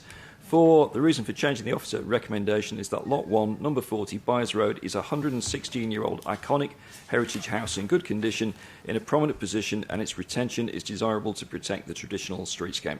Thank you, Councillor. Have a seconder? Amendment. And I need a second first. Second to Councillor Kiley. It's your amendment. Thank you, Mr. Mayor. Can I read my amendment straight out? I'd like to amend it to read 1. Not advertise the Morrison Road West Local Development Sorry, Councillor, I'm Plan. going to roll it out because that's contrary to the motion. So, It's acceptable to me, though, Mr. Mayor. well, unfortunately, it's not to me as the presiding member. So I have a mover and a seconder. Councillor Kiley, you wish to speak? Mayor, if I could just Well, to hang on. say... Is there anyone against? I am. You're against? I'm against this motion, Really? Okay, I'm Councillor against Johnson. this motion. You're against Councillor Johnson's motion? That is correct. Okay. Councillor Johnson, would you like to open the debate? Thank you, Mr. Mayor. Do Well, you wish Mr. to- Mayor, just, obviously... Councillor, sorry to interrupt. Do you wish to debate it, Councillor Catalano? I certainly do. Okay, good. Go ahead, Councillor Johnson. Obviously, Mr. Mayor, we did plan to do this slightly differently. Well, you should have worked it a bit better then, shouldn't you? Well, it's just... You can't win them all, Mr. Mayor. You can't get it right every single time, no matter Maybe how you should go well straight to the organised vote. you are. You're bound to get. You're not going to get it right all the time. Mr. Mayor, there are a lot of concerns in the community about this Morrison Road West local development plan, and the main concern with it is it has brought to Midland Guildford Ward and other councils' attention that there is an intention to widen Morrison Road at this point to be a 4-lane highway. That's something we didn't know about, and that is going to have an enormous impact on the community. One of the specific issues it's going to cause is it appears from the plan that we've been given that it's going to result in the inevitable demolition of Number 40 Byers Road. Now, Number 40 Byers Road, councillors, is a very high-quality, 116-year-old iconic heritage house in excellent condition from the outside and from the inside. It has recently been restored. It is being used as a consulting premises, a medical consulting premises. The owner I've spoken to is very proud of the building. It is beautifully done. It's got all the original floorboards. It's got everything in it in original condition. If it wasn't being used for a consulting room, you could move into it. It is if you like, an entry statement into Morrison Road. You turn left off Great Eastern Highway onto Morrison Road. You see this magnificent building. It reminds us all of Midlands past, and this would have been in West Midland, of course. But what this local development plan is telling us, it's not going to be there any longer. And that's my reason, Mr. Mayor, for coming up with this alternate motion, is to ask the staff to obtain permission to have the property listed. And I'm actually pretty sure the owner will want to have it listed because she really likes the building. So, councillors, that's the reason for my motion. I think we've got to retain our traditional streetscape. Along Morrison Road, I think a lot of older wooden houses have been removed, leaving a lot of empty spots. But this building needs to be retained, and that's the reason for my motion. Mr Mayor, thank you very much. Thank you, Councillor Johnson. Councillor Kiley is the seconder. Am I allowed to ask a question, Mayor, before I speak? Yep, you can ask a question. In respect of, it starts off with advertised. Does that come back to council at any stage? Yeah, they've got to come back for adopting. Councillors, I stand to support this motion simply on the word advertise. I'm not necessarily in agreement with the overall direction we're taking with this, but I would support Councillor Johnson's change to the substantive motion, the original motion. We will put it out for advertising, and when it comes back, I think that's our opportunity to look at it more clearly. There's a lot going on council at the moment. It's been difficult to look at this motion as give it the attention it probably deserves. But thank you very much, and I'll be supporting this motion for the moment. Thank you. Thank you. Councillor Catalano is the speaker against the motion. Yes, thank you. Look, the success of Midland is important to all ratepayers in the City of Swan because it's the administrative and regional centre of the City of Swan. In 2015, the Supreme Court stated, to be orderly and proper, planning must be disciplined, methodical, logical and systematic, not haphazard or capricious, and these principles cannot be lightly departed from without the demonstration of a sound basis for doing so, which itself is grounded in planning law or principle. I repeat, to be orderly and proper, planning must be disciplined, methodical, logical and systematic, not haphazard or capricious. There is no information in the advertised plan that spells out to the community that a traffic study has not been done in respect of this plan regarding the dispersal of traffic from infill, which is actually very high density, proposed to be multi-storey, I believe, onto what is historic and therefore very small residential streets. So therefore, no traffic study, no analysis has been presented to council, no detail about that presented in this this plan to be advertised. This is not disciplined, methodical, logical, systematic.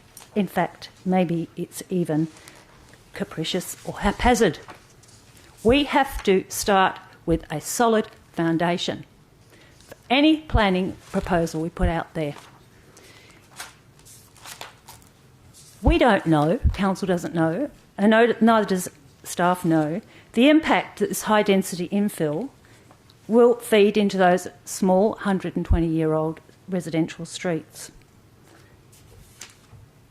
And I'm talking about Byers Road, Poynton Avenue, and William Street, which effectively is at either end one way because it feeds onto Grayson Highway one way left and down south onto Morrison Road left only. The failure to undertake the preliminary traffic study and the effect it will have on current and future use of residents in those small historical streets is going to affect their amenity, and as I said, it's not disciplined, methodical, logical or systematic. It demonstrates a lack of rigour, which makes this local development plan unsound. This is not proper and orderly planning, council. And I see no good reason in this plan to continue with this advertising when the proper planning principles haven't been adhered to. Facilitating developers is not a sound enough reason in and of itself. This local development plan should not be put out for public advertising until a proper traffic study has been undertaken and the analysis of the impacts of that traffic through the heritage streets of this precinct, of the area of this precinct, and this plan area has been completed and put to council. Thank you. Thank you, Councillor Catalano. Speaker for the motion. I've got a question. Question, Councillor Podolnik. Through you, Mr Mayor. I'd just like to know how long would it take to have this traffic modelling done? What's the time frame realistically? Mr. No, I can answer it, Mr Mayor. Mr.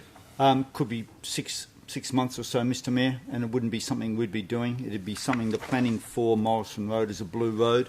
It is a blue road, isn't it, Mr Tan? Mr Tan? It's an important regional road, isn't it?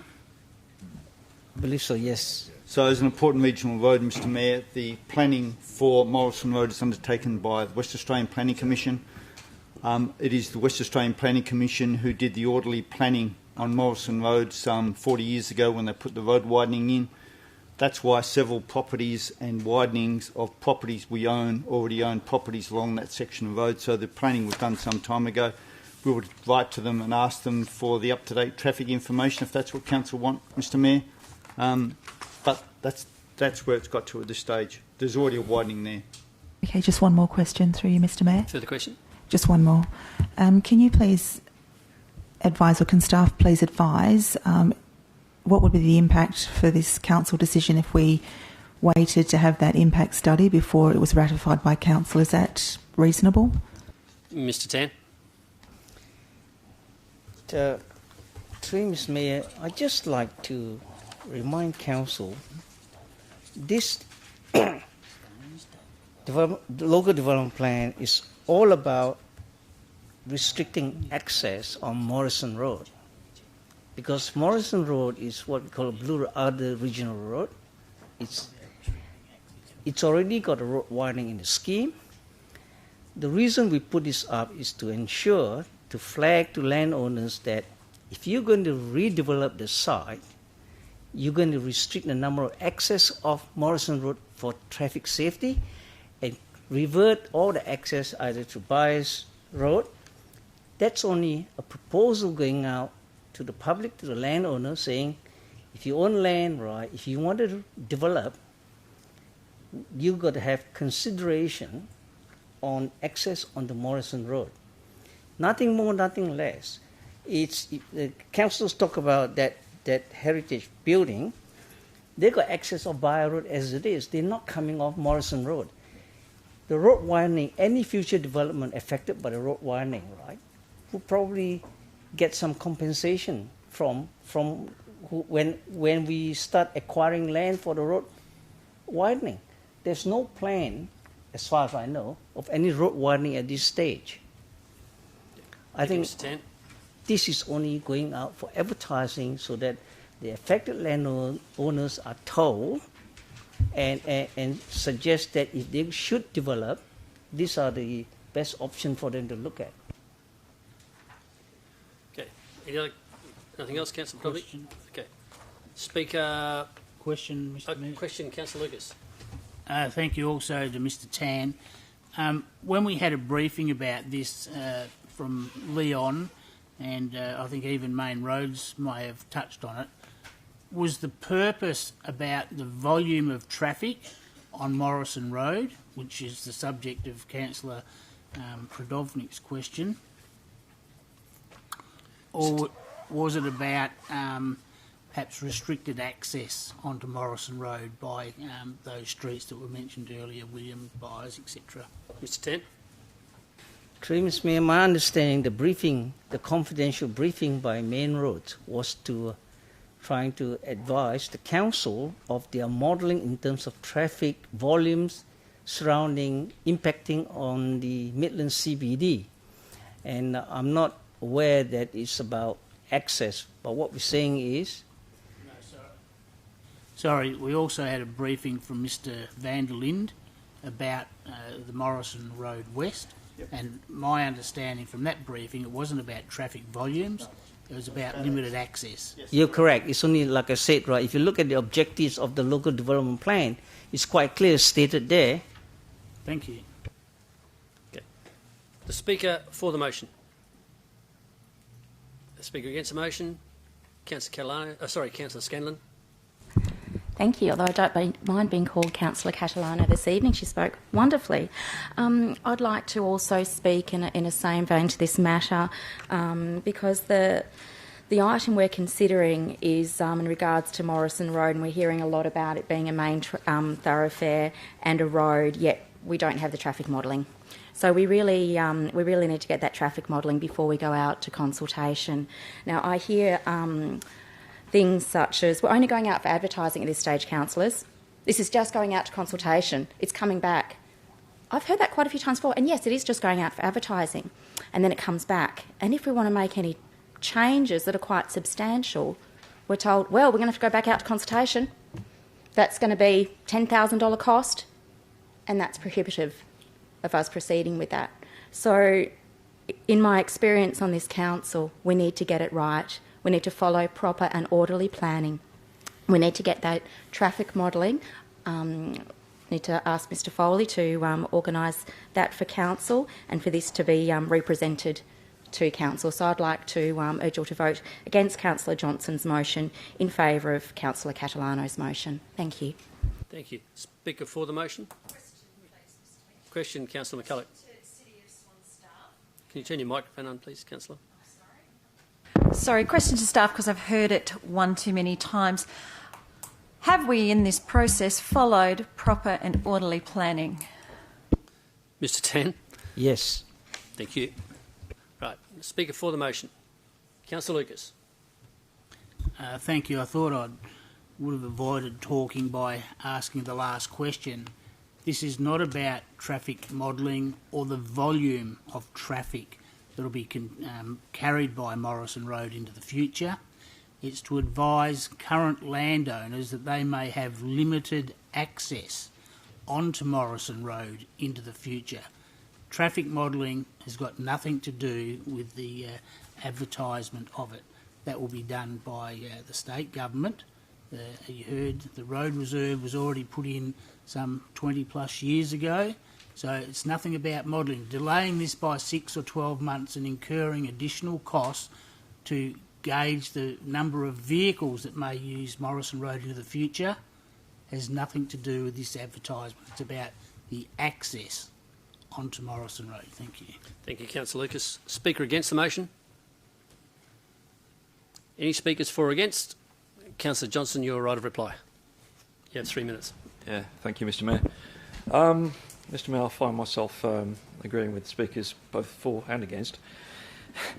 But I'm hoping to encourage councillors who have expanded my understanding of the impact of this Morrison Road Local Development Plan to consider the benefits of voting for this motion.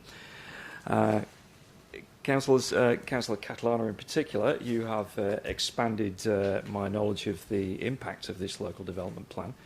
But in the event we advertise it, it comes back with community submissions. We're able to reject it. And for that reason, and in addition, the obvious reason that the motion carries with it the opportunity to heritage list the building, it will mean that the outcome will be superior to rejecting this motion. So I'd encourage all councillors for and against to vote for this excellent motion. Thank you. Thank you, Councillor. Councillors, put the vote those in favour.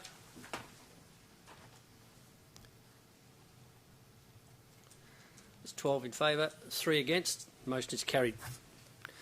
Councillors, that now takes us to Part B. Mr Mayor, we haven't finished item 13.8. Well, it wasn't withdrawn, Mr CEO. I thought we would move that in. I thought you've got to make a decision. Okay, councillors, in that case, with those items that weren't withdrawn in Part A, I move it that they be moved. Councillor Parry, the seconder, Councillor Johnson. Anyone against? Declare them carried. We now move to Part B, and item 2.1 is a petition for a senior member's discount, and Councillor McNamara. Thank you, Mr Mayor. Mr Mayor, I move that Council resolve to 1. Note the information in the report. 2. Advise the petitioners that the current discount fee structure will remain applicable to residents and ratepayers of the City, as it is funded by the ratepayers of the City, except for members of the City of Swan Senior Citizens Clubs. Number 3, add to the current discount fee structure any paid-up member of the City of Swan Senior Citizens Club who is also 85 years or older. 85. All right. Can I repeat? I pressed the record, but the repeat button. Add to the current discount fee structure, that's number 3, any paid-up member of the City of Swan Senior Citizens Clubs who is also 65 or older and holds a senior citizens or is a pensioner, but is not necessarily a resident or ratepayer of the City of Swan. And that senior citizen and that person who produces the senior citizens membership card Sorry, on Councillor, you're adding the application. another clause in there, eh? Yep. Okay, so, Oh, I'm sorry. Yes, it is. Of so course. we had a 4 before the reason. Yes. So basically, from City of Swan senior citizen would actually produce the current membership card on application for the discounts. And number 4, record the reason for changing the officer's recommendation. The recommendation is that contributors to the ongoing survival of the Senior Citizens Club often rely on members of our close neighbouring government areas and their contribution to the well-being of the citizens of our city. For example, the previous president of the Ballajura Seniors was in fact a resident of Wanneroo and gave up his and his wife's time to run and enhance the Ballajura City of Swan Senior Citizens Club. And that is a common occurrence. Thank you, Mr. Mayor. Thank you, Councillor. Do I have a seconder? Councillor Congleton. Okay. Is there anyone against? You got a question? Well, quickly. Knock your question off. Thank you, Mr Mayor, for your indulgence. I'd just like to ask through you to the staff if the City of Swan residents benefit from other local governments such as Shire of Mundaring, Town of Bassendean, through any of their services to the community. Might have to take that one on notice unless Mr Bishop's got an answer. I can't categorically without checking, but we did do a survey of other local governments, which is referenced in the report, which highlights the city's scheme is certainly the most generous in regards to providing a 50% discount. But certainly other local governments do have discounts, usually in the order of 10-20% for instance, casual memberships, casual use and things of that nature. So yes, there would be some City of Swan residents who are accessing neighbouring facilities, particularly if they're using them for casual use, who are getting some discount. Okay. Thank you, Mr Bishop. Right, I've got a further question, Councillor Parry. Quick question, staff. How much revenue do we receive from people that live outside the City of Swan? That's that. Guesstimate. Mr Bishop, I don't know how you're going to have that one. Yeah, I'd have to take that one on notice. The best guide I can give you is that, for instance, Midland Swan Active, about a third of the patrons of that facility are from outside the City of Swan, but I couldn't give you a dollar figure for that, but I'll give you some. Just a follow-up. Further question? Yes, how much does a discount cost in regards to this as well, if we do provide this service? Through you, Mr Mayor, the discounts can vary, but the most significant one is obviously if you take out an annual membership for the facility to use the gym, for instance, and the effect of a 50% discount there is obviously several $100s. I don't have the exact charge for this year, but it can be in that order. Okay. At this point in time, we're going to move in a second. Is anyone against? Councillor Lucas, you're against? Councillor, you wish to debate it? Councillor McNamara, would like to open the debate. Thank you, Mr Mayor and Councillors. The first thing I'll say is this, that the figures that are in the report in the since 2012-13, the income, the total discount was $767,534, and that's 50%. If we introduced the actual new members from outside the city, that would be doubled. The income to the city would be doubled. The break-even point from the point of view of our costs in our facilities, whether they're aquatic centres or football pitches or footy pitches or whatever, would actually be enhanced. And remember, we're only talking about seniors over 65 years of age. We're not talking about little kids who are already getting discounts from various associations and various groups, etc. So basically, we're talking about 65-year-olds. And those people are already pensioners. They're already senior citizens. The issue is, the report says that if we gave 50% discount, we would have an additional discount of $164,000. But if that's 50% discount, that means that there's $164,000 this year that would come into our coffers. And it would mean that our facilities are being used. It would mean that the situation would be our break-even point. I'll go back to say our break-even point from the point of view of the costs. It costs the city to actually operate these facilities would be enhanced. That's using the staff's figures of 164,000 discount that would actually be coming into the city, and that's just for this particular year. So we're talking about a situation where if a person that's not a member of the City of Swan, not a ratepayer, but is actually active within a City of Swan organisation,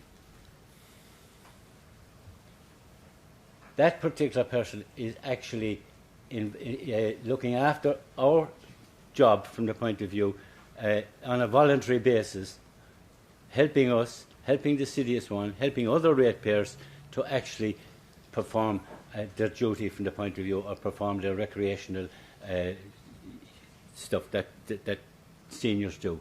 Now, seniors put us to shame sometimes in the energy that they have from the point of view of what they can do and what they don't, So basically what I'm saying is, living in the City of Swan does not necessarily mean that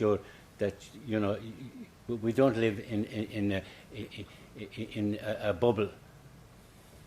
The staff just after saying that we do live, our residents do go elsewhere. They go into Calamonda, they go to Bayswater. We had an arrangement with Bayswater, with the City of Bayswater, swimming pool and the aquatic centre. For many, many years we had an arrangement with them because they helped to build that particular facility. So it's not an unusual situation where we assist and where we actually join together in fundraising and also in giving our various residents a piece of the action from the point just because they live across the street. Take an example, Widgie Road in Bayswater, is now Bayswater, which was the City of Swan, thank you, Mr. Mayor, which was the City of Swan. People straight across the road were in Bayswater, and this is the City of Swan. The trucks used to come up and down the road. City of Swan used to pick up at this side, and Bayswater used to pick up at that side. What did we do? Mr. CEO, question? Did we ask Bayswater to do the work for us in the city in Widgie Road? No, we should have had, because it would have saved us a lot of money, right? But that's our fault from the point of view. It never came to this council for decision making. So basically, the story is, we should be helping those people who help us, and that's the gist of the situation. I'm not going to carry on anymore, and thank you very much, Mr. Mayor, for your time, and councillors. Thank you, Councillor. Councillor Congan is the seconder. Thank you, Mr. Mayor and councillors. Look, I am going to support Councillor McNamara on this because there has been a proviso put in it.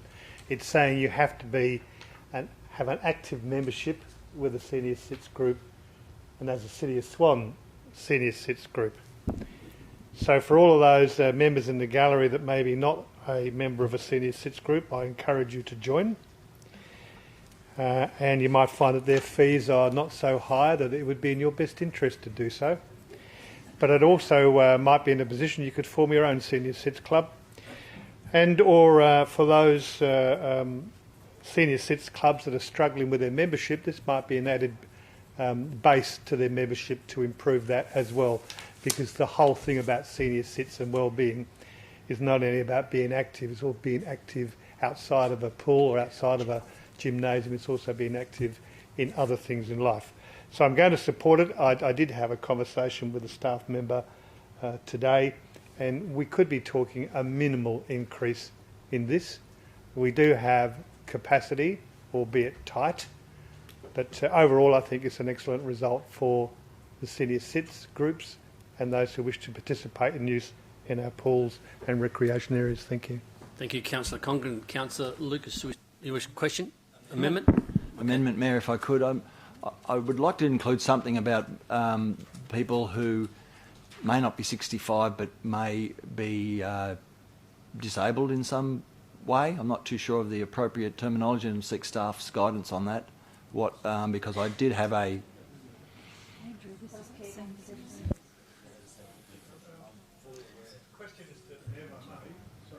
Yes, Councillor Congren. God, I've got to press that. A question, don't we already have that provision in place, Mr Bishop? Mr Bishop? Mr Mayor, if I could just draw councillors to the report where it talks about implications. The first implication just highlights that notwithstanding this is a significant discount and a very positive outcome for health and well-being. Point four in the implications also highlights that we also need to be mindful that of other demographic groups within the community which may be deemed marginalised, disadvantaged, or simply those that can least afford but who would often benefit from a leisure centre membership, e.g. people with a disability, unemployed, or those on a healthcare card, should those groups continue to request that the discount be extended. They don't get this discount, and it's just pointing out, I guess, that there are other groups in the community that arguably and do often ask for a discount. Ultimately, that's a council decision. Okay, so... If I could, you still want to do something with an amendment? Yes. Still need some assistance with it? Someone who is disabled to the point where they've got a healthcare card, a permanent disability with a healthcare card. So, Mr Bishop, you yes, certainly, Mr Mayor. If council was of a view to include that category, just like the motion with the membership card for senior citizens, it's important to have some way of defining the eligibility. So yes, it would need to be somebody with a disability who has such a card or something of that nature, so that the motion can clearly be enacted upon. Well, I seek staff's guidance on which one. Is it going to be the healthcare card or a total and a disability? To give Councillor Coley a recommendation, I know what he wants to achieve. What do you think the best option is there for him? I'd have to investigate the eligibility criteria of a healthcare card. I don't want to rule out if... Is it healthcare card regardless, Mr Mayor? Or is it healthcare card and they're also a member of one of the senior citizens groups? That's a question. So that's what you've got to be careful about. What is it? What's council after? Well, I suppose...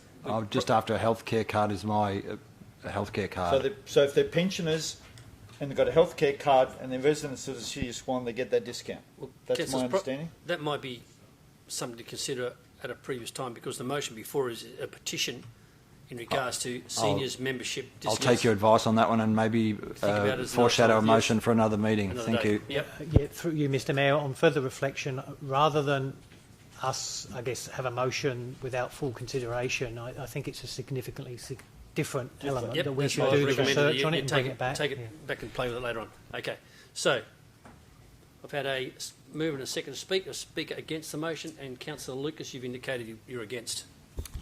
Thank you. Councillors, I'd like to draw your attention to the financial implications. Currently, there's over 400 seniors attending City of Swan facilities, not all at Midland. We heard that, in fact, about 33% of the total clients at Swan Active Midland live outside the city.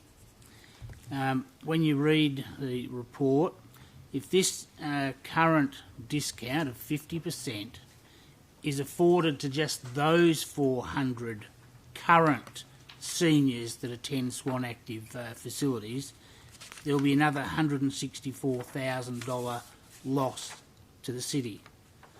The city should be looking after its residents and ratepayers and not subsidising other residents who don't live in the city first, particularly when these tight economic times are on, unless we had a reciprocal right to go to Bayswater. I'm not sure the swimming facilities in Mundaring. As for disabilities, which I won't go into, I attend Swan Active Altone usually 3 to 4 times a week. There are numerous people with disabilities, and it makes me glad when I see them in the water with their carer, having fun. I've also received a petition at Swan Active Beachborough from people who live outside the city. They live in Bassendean. But where's our priority? It should be first and foremost to our residents and our ratepayers. The Lockridge Seniors, I go there several times a year. You can join the Lockridge Seniors for $5 a year. Gee, if I could save $300 or $400 on my gym membership, I'll gladly go and join the Lockridge membership. Their numbers will go through the roof. People might not go to be an active member there, but they'll go to the Swan Active facilities to get their $300 to $400 discount. Let's look after our residents and ratepayers first. I encourage those people who live outside the city, if you're coming to the City of Swan to use our facilities, consider coming living in our city. Thank you. Thank you, Councillor Lucas. Speaker for the motion. Speaker against the motion. Councillor Scanlon. Thank you, Mr Mayor. I just rise to make a few points on this matter, and what strikes me is the petitioners that have presented this to us spoke a lot about health and well-being of the community. And we are talking about the health and well-being of the broader community, about having healthy, active communities. And although I did cheekily ask Mr Bishop if any of our residents use other facilities, I actually know they do, because I've been one of them. When my first baby was born, I didn't know many people in the area I was living in, and I, like many new mums, felt quite isolated, so I took advantage of other local government facilities. I became a serial Rhyme Time stalker. I went to every single Rhyme Time. So there's some... When you do that, you can go to a different session every single day with your baby, and you can meet mums from all over. You're a little bit off track to the item, and you're hardly a senior. I'll bring it back. Thank you. Thank you for picking that up. You've got a long way to go before you get a senior's card. Oh, okay then. So the reason I mention all of that is that our residents do benefit from our local, other local governments. I know they do, and they don't charge us. Bassendean doesn't charge me to go to the library to get books. I don't get charged any extra to use Burgoyne Pool, just get charged as other residents do. So, furthermore on this, when I was travelling, I often got a student discount, even though I was not a student in New South Wales. I received a student discount, and that helped me. Can I just ask you to get back to this, but can I just clarify whether you're speaking for and I'm against? speaking against the motion. I'm speaking against the motion. I'm trying... Okay, I'll try to be clearer. What I'm trying to say is that to have equality in society, we need to make things accessible for everybody. Other local governments make things accessible to us, and we should make things accessible to other local governments' residents. And seniors are doing it tough. Many, many seniors are doing it tough. And if they can attend our local swimming pool at a rate that they can afford, then we have a healthy, active society. And what goes around comes around. I would like to foreshadow a motion to extend our senior discount to residing neighbouring local government residents who hold a current seniors card to enable them to use the facility. Although the motion presented by Councillor McNamara has a great deal of merit, I am concerned about us telling people they must join a senior citizens club in our area. They may have many reasons why that's not appropriate for them, or they may just struggle to get out of bed to get to that active centre. So I can't support this motion, and I would like you all to consider supporting the people who'd like to remain active and healthy in the community, because, as I said, what goes around comes around. And that if we do good by them, then people do good by us. It's just my perspective I'd like to share. Thank you. Thank you for that enlightenment, Councillor Scanlon.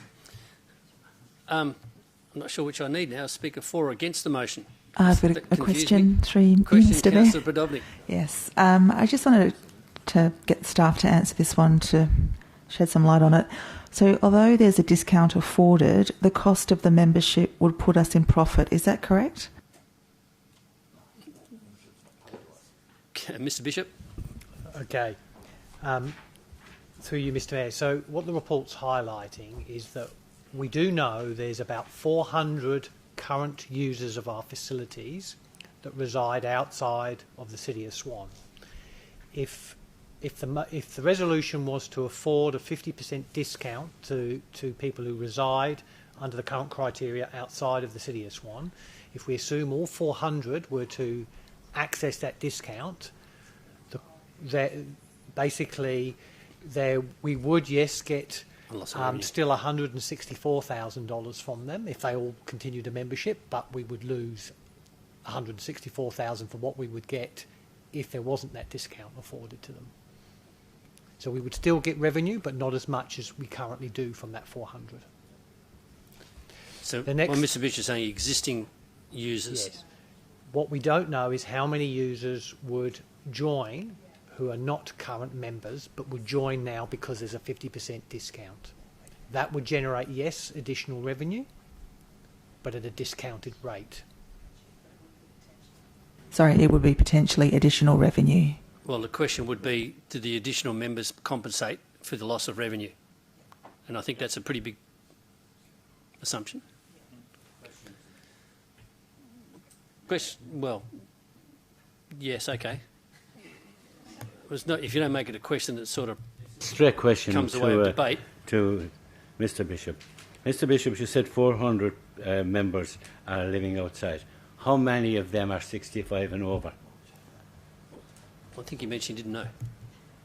It's not mentioned. We said doesn't know. Yeah, these are all people who would be eligible.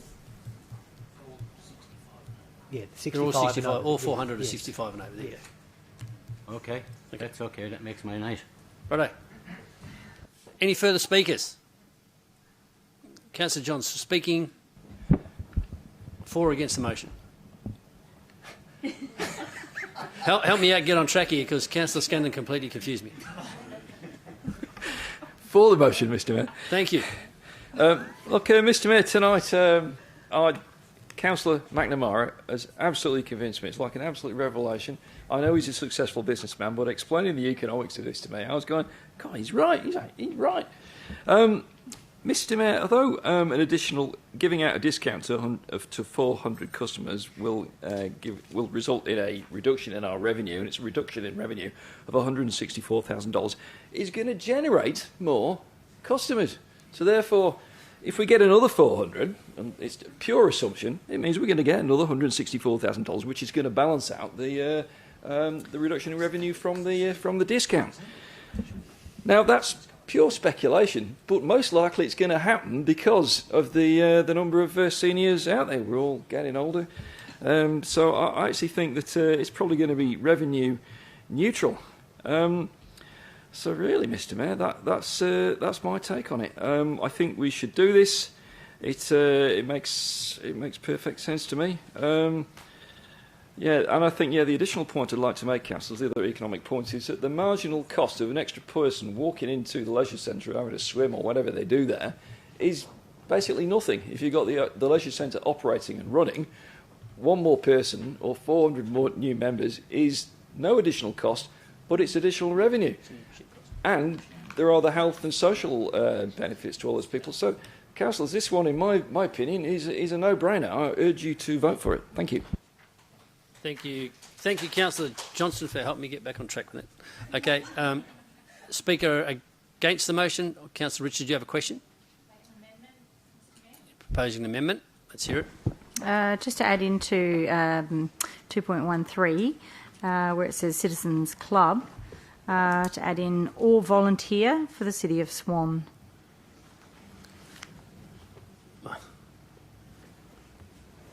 I think that's contrary to what we're dealing with, which is a seniors discount. That's a different discount, type of discount altogether. Oh, no. So that'd be a further issue. No, it's different. Comment for Mr Bishop. Mr Mayor, I would just advise that's similar to the debate about including people with a disability. I think it would be more appropriate to deal with that as a separate item, because we do have a programme for recognising volunteers, and it would be more appropriate to consider that as part of an overall volunteer programme. That's it. Okay. Could I suggest an amendment then, that it's volunteers who are seniors? Well, they would qualify anyway because they're over 65. Okay, fine. That's good. Right. Question, Councillor Lucas. Sorry, actually, I just wanted to clarify that, though. I mean, they don't have to join a senior cits club. They're volunteers, seniors who are volunteers. Well, again, I think that's part of another motion for another day because it's all about volunteers and they already get some benefits. So, Councillor Lucas... No, but they're seniors volunteers. Sorry. Yeah, well, I got what you said and I just made the point. That's probably a separate issue. So, Councillor Lucas, you've got a question? Yes, and it comes on Councillor Johnson's debate of this economic rationalisation. You create more money, but if our centres were to get perhaps 200 more people through this discount, Mr Bishop, what other ongoing costs would the city be looking at? Would we need more staff? Would the power, would the water and all those other issues that go into running a facility increase while the membership pricing decreases?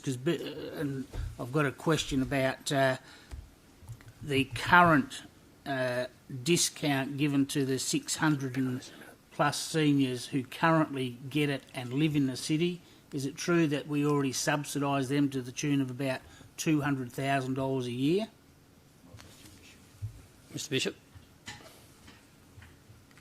Thank you, Mr Mayor.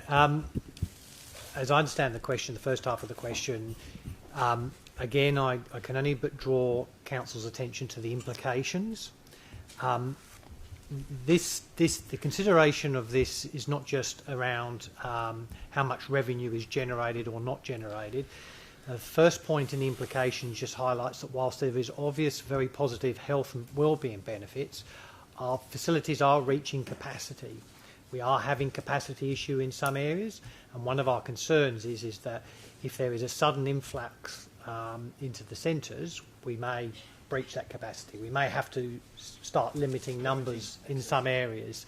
We're already getting a lot of issues with regards pool lane accessibility and conflict in that space in regards number of people in that space. The same with gym space and program time. Point two is also just highlighting that the increasing demand for space is occurring, will occur obviously with any further discount being expanded. We're also seeing with our ageing demographic that we're expecting an increasing wave of people from within the City of Swan to start accessing these facilities and access the current discount as they move into that age bracket. Yeah, so there are implications. Yes, obviously staffing numbers are also linked to patronage in some areas. Thank you, Mr Bishop. Question, I don't think you answered the question about the $200,000 that Councillor Lucas asked. Well, can you quickly answer, Councillor, because I'm going to have to move on. We're getting bogged down here. Sorry, We've got plenty to get through tonight. So, can you just repeat the question, please, Mr Mayor? The dollar value of the current discount to seniors who live in the City of Swan, is it around $200,000? Again, that's on.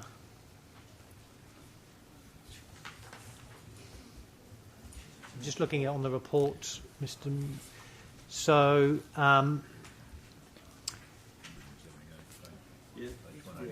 Yeah. Page 188. 188. There's a table there. So. On 188. Yep.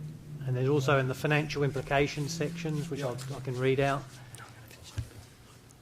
So, memberships discount provided to residents and ratepayers of the City of Swan in 1819 to 609 seniors was $178,000 and projected to rise to around $200,000 in 1920.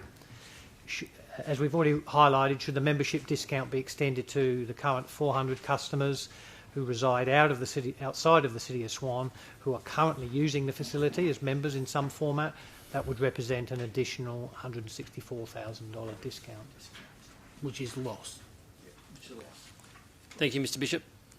Councillors, unless anyone has got something absolutely crucial and pertinent to add, I'll ask Councillor McNamara to close the debate. You have 3 minutes, Councillor.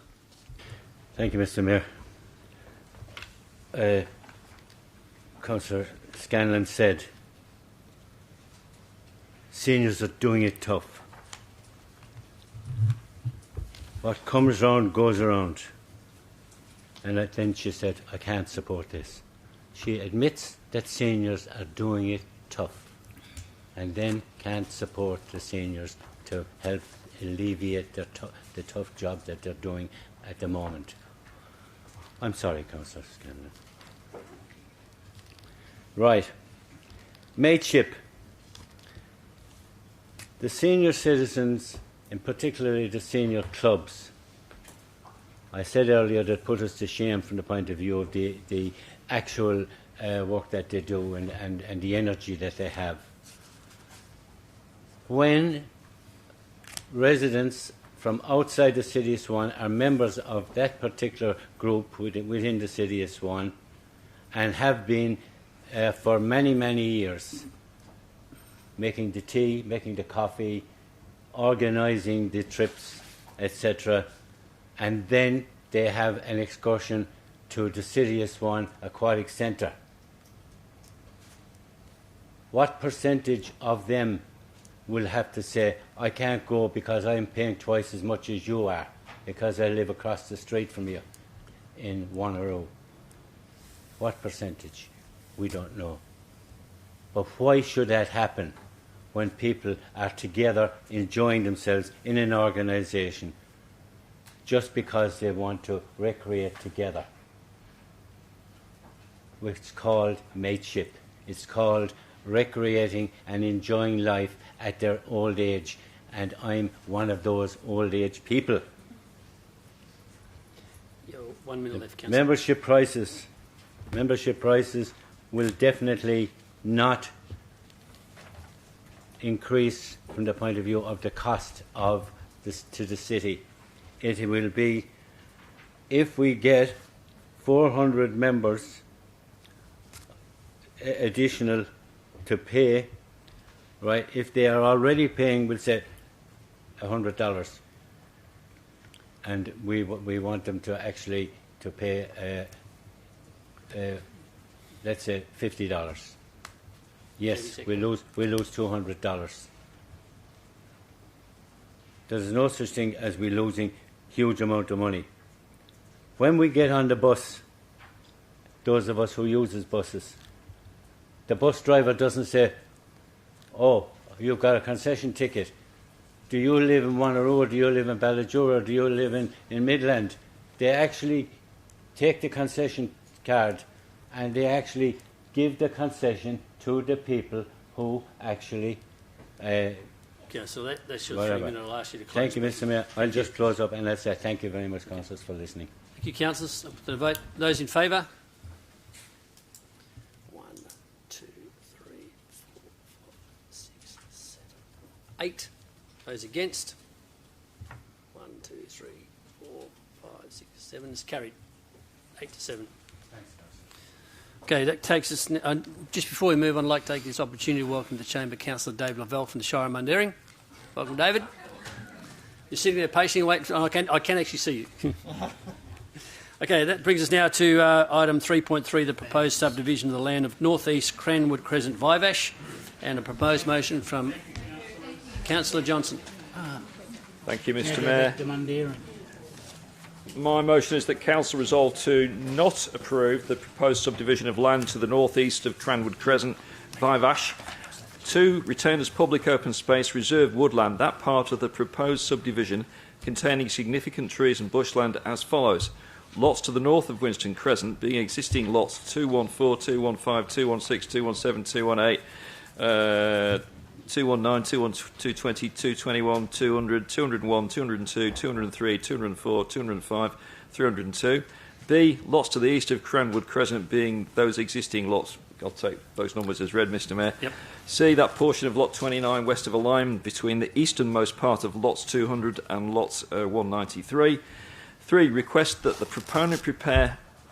I'd just like to change this, Mr Mayor, to say recommend that the proponent prepare a structure plan for the whole of the Midland Brick site, including lots 23, 72, 87, 103, 9,000, and with the lots listed above as reserved woodland.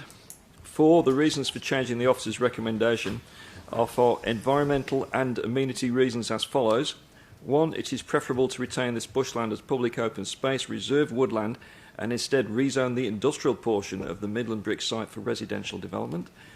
2. The land contains 85 significant trees with trunks of over 300 millimetres diameter, understory and bushland. 3. The land is in the northern part of a corridor of bushland and if removed would prevent the native fauna in the bushland to the south from accessing the Swan River. 4. The proponent's proposal is not aligned to the City of Swan's biodiversity strategy. Retaining this woodland which supports the city strategies. N1 outcome, our environment is protected for future generations. N1.2, adapt to the effects of climate change. 5. In section 8.4.1 of the Cities of Swan's biodiversity strategy, the document states there should be a presumption against clearing of significant local natural areas as identified in this strategy. 6. Appendix F, environmental values report submitted by the proponent shows that figure 3, fauna habitat and area of eucalyptus wandoo trees. Wandoo trees have recently been identified for potential listing as a threatened species. 7. The land includes the registered Aboriginal site, DPLH 4384, that would be retained in the Woodland Reserve. 8. The City of Swan has recognised a climate change emergency and the City is responding with changed planning practices that protect our natural environment. 9. The Midland Brick site includes large areas of industrialised land more suited to residential development than this bushland. 10. A structure plan for the whole Midland Brick site would enable a holistic planning view of the site that should retain whatever natural environment remains. Okay. Got a seconder? Did it? Councillor Scanlon? Okay. Anyone against? Councillor Lucas? Wish to debate it? Yes. Okay. Councillor Johnson, we open the debate. You have 5 minutes. Okay, thank you, Mr Mayor. Councillors, for those, I would probably urge you to turn to your agenda to follow this because you will need to actually look at the plan. So if you look at page 228, what you will see there is a kind of, what's that, satellite picture of the site. I'll refer to that. So, councillors, this is a plan for redevelopment of the Midland Brick site, but this specific agenda item before us is that the proponent plans to fund the redevelopment of the site by selling lots on the long dormant 1960s subdivision with some modifications. And this is about an existing subdivision that is being modified to sell a smaller set of lots. But it's the size of the lots is neither here nor there. Now, our planning staff have done a very good job. They've looked at this proposal and they've proposed some changes to protect some of the wandoo trees. So they've basically extended the proponent's concept for a small pocket park where the wandoo trees are, and they've added in 3 or 4 additional lots. So that's got merit. However, the particular plan that has been presented to us will result in the loss of most of the 4.3 hectares of trees which are on this site. Councillors, right now, Australia can't afford to lose any more trees. We need all the trees we've got. This summer, 5.8 million hectares of trees were lost over in the eastern states. Now, in the past, when quoting things like this, we're asked to give our facts. So, citations. So I got that figure from Nature Climate Change. That's the scientific journal. A little bit similar to this one here. For those councillors who are interested, actual scientific journal. Not that particular one. That's the only one I could find. The correspondence section, 24th of Feb 2020, unprecedented burn area of Australian megaforest fires. Authors were Boer, De Dios and Bradstock. So that 5.8 million hectares is a scientifically determined figure. Councillors, I think that most people now would say we need to keep the trees we've got. And if you look at the diagram there, you'll see that there's an awful lot of industrial site in that diagram. And what we're saying is, let's keep the trees. And when I was out in Vivash back in August and September, everybody told me they wanted to keep those trees. So now, councillors, last year this council recognised a climate change emergency. Those of us who had doubts about climate change must surely, after the events of the summer, have no doubts whatsoever now. An emergency means that we need to act differently to how we've acted in the past and to act and respond to the new circumstances that we're facing. Councillors, we need to change our planning policy and align it with our biodiversity strategy and the facts before us. And that biodiversity strategy says that a presumption against clearing of significant local natural areas is what is important. And this is a significant natural area. Our residents, the residents of Vivash and residents in surrounding areas, have, I believe, a reasonable expectation of being able to influence planning, and their submissions have told us, I think there were something like 40 submissions, that they want to keep these trees. So that's what people in Vivash are telling us. Our younger generation, who have a greater stake in the future than many of us, I'm sure they, if asked, they would all want to keep these trees for environmental reasons. And I'm sure everybody over east would want us to keep all the trees that we've got. I think that anyone looking at this Midland Brick site would say, keep the trees and build the new homes on the redeveloped industrial site of Midland Brick. Most of the site is industrial. It is not a polluted site. It is, as Link Property have advised us, it is a clean site. It's only been used for brick manufacture. The concrete can be removed and homes can be placed there. But let's keep those trees. Councillors, it would take years. I think that site has been left untouched since the 1960s. So that's 50 years worth of trees, or 60 years worth of trees. Councillors, I think we need to retain those trees. Now, the motion recommends 30 seconds left, Councillor. To the WC, instead of proceeding with the 1960 subdivision, albeit with some modifications, instead we should request the proponent to provide a structure plan for the whole site, showing the retention, not long to go, Mr Mayor, of the natural features of the site, including the woodland that is the subject of this subdivision proposal. Councillors, a structure plan would surely provide the basis for a commercially successful subdivision that is a pleasant place to live through retaining the natural environment, including retaining this natural woodland that is the subject of the proposed subdivision. Councillors, I urge you to support this. Thank you. Thank you, Councillor. Councillor Scanlon is the seconder. Thank you, Mr Mayor. Well, I think that Councillor Johnson covered a lot of that really well. I'd just like to add a couple of things. And they're things that we heard about from the community last week. So we've got public open space. So this area should be retained as a 10% public open space for the Greater Midland Brick development. There's a few reasons for that. One is the livable neighbourhood policy states that although the public open space for a larger residential estate is usually provided in stages, WAPC may require it to be provided for the entire area in the first subdivision application.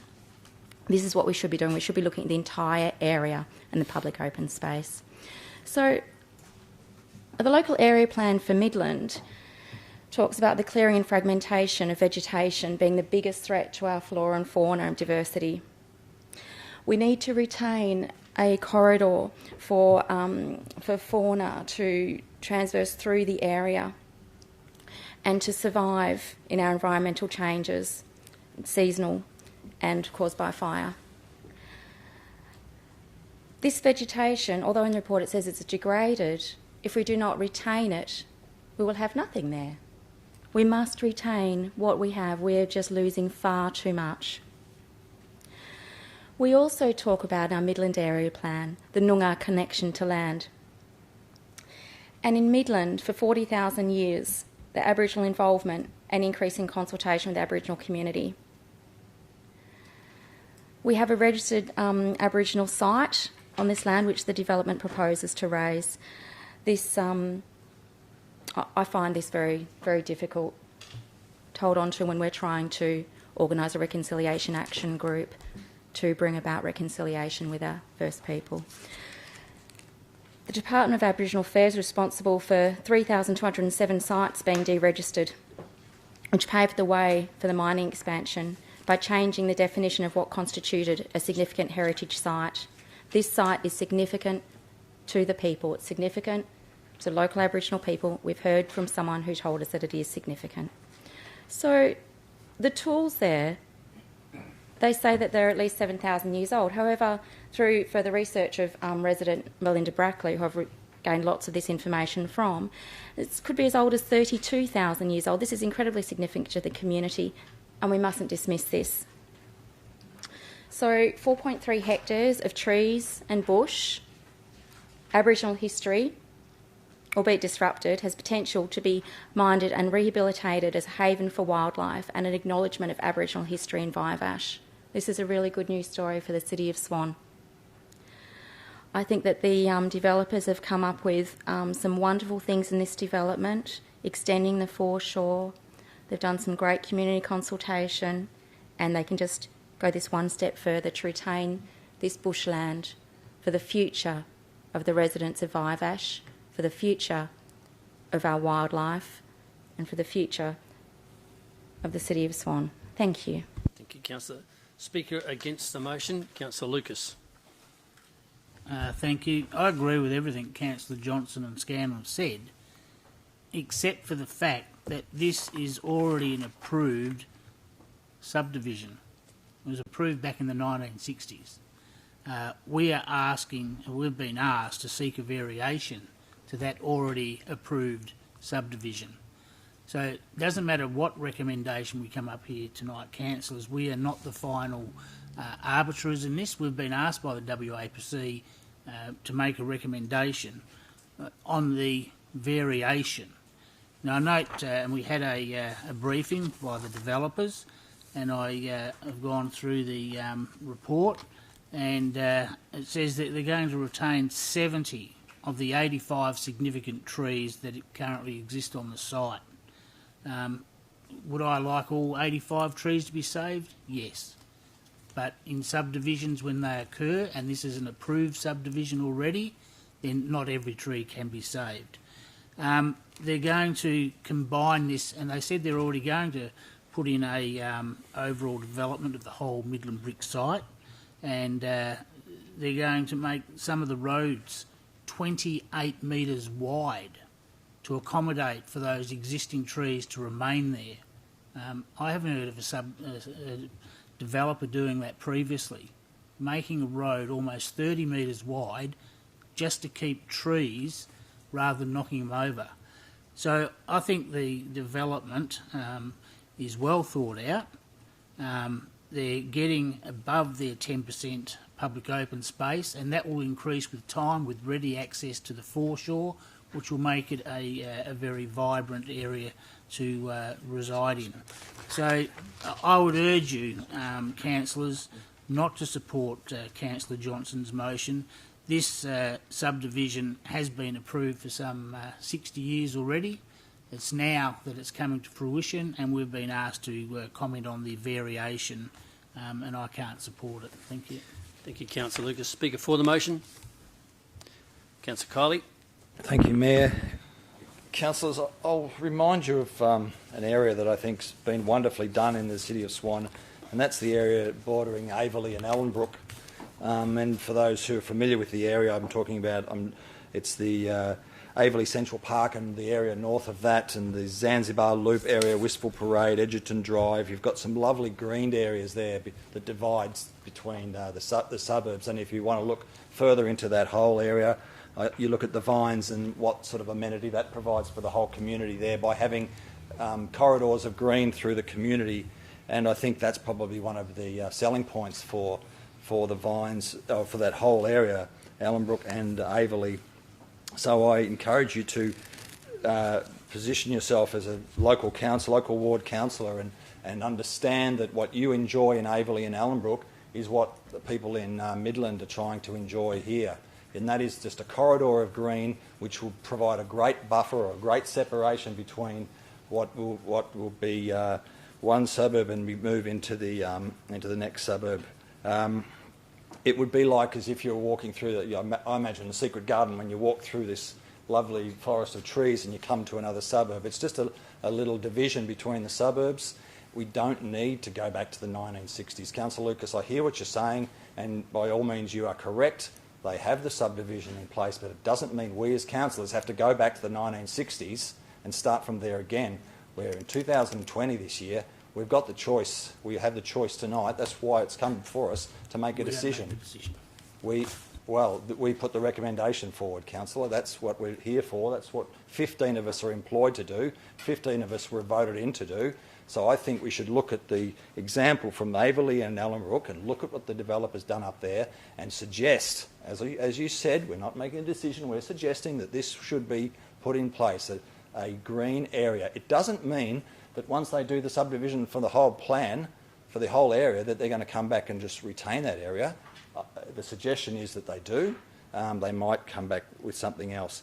But in this respect, I think the developers should listen to the community where they've bought into, listen to the community members that got up and spoke last week and spoke to you about how wonderful that piece of land is. These people actually live in the area. These people live there, bought in there, and know what sort of environment they want to create for their future, for their children. So this is an opportunity to basically give people of Midland and Midland area, in the Midland Guildford ward, something that a lot of other councillors enjoy in their own areas. You go to Ballajura, you look up there are trees and large avenues and almost corridors of green through the avenues that you've got there. We don't have that in Midland. We don't have it in Midland. I'll say it again, we don't have it in Midland. We just don't have that green space. How many times have you got councillors coming up talking about getting more trees planted? Other councillors from other wards enjoy all of that, but people in Midland don't. Listen. And I say to the developers, listen to your ward, the people who live in this community and know what they want. Listen to the people in the community who've come forward and spoke on the whole issue. We don't have to go back to the 1960s. Let's make a decision for the benefit of the community and for the developer, because they talked about being in there for 15 years. They talked about being in the area for 15 years. I think if they do it right, they'll sell up within 6 years. Why hang around for 15 years? If you do it right, you get some lovely green corridors in there. Hopefully we can sell it all in 6 years or 5 years. We don't have to be there 15 years flogging a development which just doesn't sell itself because you haven't got the green space. Sure, you'll be on the river. 1 minute, councillor. But do it right, councillors. Do it right, developers, if you're listening in tonight. This is your opportunity to do it well. I would be much more in favour of increasing the density of development to allow them to get that profit out or to get that money out and retain some green spaces in the area, but don't just bulldoze it because in the 1960s there's an approved plan for it there. Think about what you're doing, think about the benefits, think about the landscaping that you won't have to do because you've got these trees there already. So listen to the people of Midland, listen to your councillors who've been voted in, who are making these comments for no other reason but trying to give a good outcome for the developer and for the community as a whole. Thank you, councillor. Speaker against the motion? The speaker for the motion? I already had you listed. Thank you, councillor Catalano. Yes, thank you. As I see it, from an environmental point of view, this is about loss of biodiversity. And In this area in Midland and on the Guildford soils types, I mean, we're talking about what is effectively now the last of the last. I mean, there's no bringing it back now. We are at the brink of extinction for a lot of species in this particular area. And that is why these sites are actually now have been considered. I mean, they're actually legislated as threatened ecological communities, and that's what we have at this site. This is not the area that's being proposed in this particular proposal. That's not the area that's going to be cleared. The threatened ecological community is further down towards the east, but the point is that the future of the threatened ecological community is actually dependent on there being a corridor for that biodiversity, which includes both flora and fauna, to actually link to the Swan River. There isn't any linkage now down to the Blackadder Creek, unfortunately, because we have development now on the other side of Muriel Street. So this is about a loss of biodiversity. And it's about, I just want to also say that the threatened ecological community is not, that has been set aside, is not a gift from the developer. That is, as I say, legislated under Commonwealth legislation under the Environmental Protection, Biodiversity and Conservation Act 1999, Section 67, that it is actually a threatened ecological community, floristic community type 3C of the Swan coastal plain, and it is actually listed critically endangered.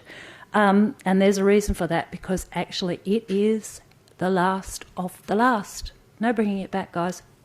Once it's gone, it's gone.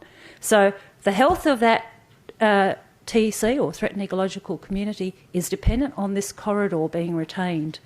Now, I want to also draw your attention to the fact that Wandoos are actually also now on the verge of being nominated for that EPBC Act as a critically endangered species. And just only this week in the Echo, there was an article by UWA Professor of Biodiversity, Stephen Hopper, and he has now recommended that the Wandoos of the Eastern Swan Coastal Plain, this is where we are, we're talking about this particular area, is to be listed as threatened. And Professor Hopper said, in general terms, I think sooner or later you have to stop clearing. Half the world's wild vegetation is gone because human activities, and when it is enough. That's the question that needs to be addressed. The earth can only take so much clearing before dire circumstances start to bite. We are talking about a loss of biodiversity, not only floral, and I'm talking about plants, but also fauna. Now, the Emerge report concludes the site is likely to be primarily utilised by common and widespread native species without specific habitat requirements. I just want to talk about the weeble. It's a bird, and a weeble is common in the Wandoos at Vivash. It is not reported in the Emerge report. So it's likely that the fauna survey, that the Emerge survey, is not thorough enough. 1 minute, Councillor. Weebles are listed as a Category 3 significant species of the Swan Coastal Plain, and the category is defined as habitat specialist with a reduced distribution on the Swan Coastal Plain, bush forever. So trees are not a corridor. Trees, isolated trees on their own, don't provide the corridor. They don't provide for the health and vitality of threatened ecological community, and trees alone don't provide enough habitat for birds such as the weebles. We have to start thinking about this seriously. I know the subdivision has been approved, but we can make that recommendation to the WAPC or wherever this is going to go next, because that's our job. And that is what that will be taken into consideration when it's looked at the next level. Thank you, Councillor Catalano. That's your 5 minutes. Speaker against the motion. Are the speakers for the motion? Okay, Councillor Johnson, you're right to reply. Thank you, Mr Mayor. Mr Mayor, it's a fact, as Councillor Lucas points out, it's an already approved subdivision, but it is an approved subdivision from the 1960s. And back in the 1960s, nobody would have thought that we are facing the environmental scenario that we're facing now, both across the whole of Australia. We saw what happened in the eastern states and across the world. We have to make different decisions to the decisions that were being made in the 1960s. We're facing very different times. So, councillors, I would urge you to consider very carefully this important piece of land. We are not the final decision maker. We are not making a decision here. All we're doing is making a recommendation. So our recommendation would go to the WAPC together with the Link Properties report, and the WAPC will make the decision. And I think it is our duty, given the circumstances in which we face ourselves, to make this recommendation. I actually believe that WAPC will find it of great interest, and they will take it seriously, and I believe they will actually go ahead and request a structure plan for the whole site. Councillor Lucas, who was the only speaker against this, also mentioned that he had not heard of a developer providing such a wide road that would enable so many trees to be retained. I've not either, but I would refer Councillor Lucas to Bushmead, which is also in the ward, where instead of having 10% open space, there is 10% urban space, and the balance of 90% is left out, has been given over to natural bushland. We're not asking for 90% here, bushland. We're asking for, looks like, about an additional 10%. Councillors, as Councillor Catalano said, retaining a few isolated trees does not support our biodiversity strategy or our plans to maintain our environment. Councillors, this is an opportunity to make a stand and to change the direction in which we're going, to recognise the environmental scenario that we're facing, and to say that, yes, we can have a commercially successful development here and we can keep the trees. So please vote for it. Thank you. Now, put it, those in favour? 1, 2, 3, 4, 5, 6, 7, 8, 9 in favour. Those against? 1, 2, 3, 5. Who's missing? 5. Okay. Those in favour? Quiet, please. Can I just have the show of hands of those in favour so we can just get it right? 1, 2, 3, 4, 5, 6, 7, 8, 9 in favour. 10, Councillor Jones. Okay, it's 10-5. Thank you. 10-5, thank you.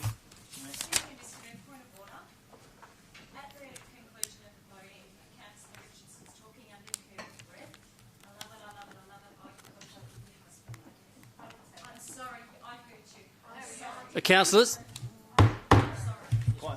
Okay, take your point, but if you are interrupting, I'd all councillors.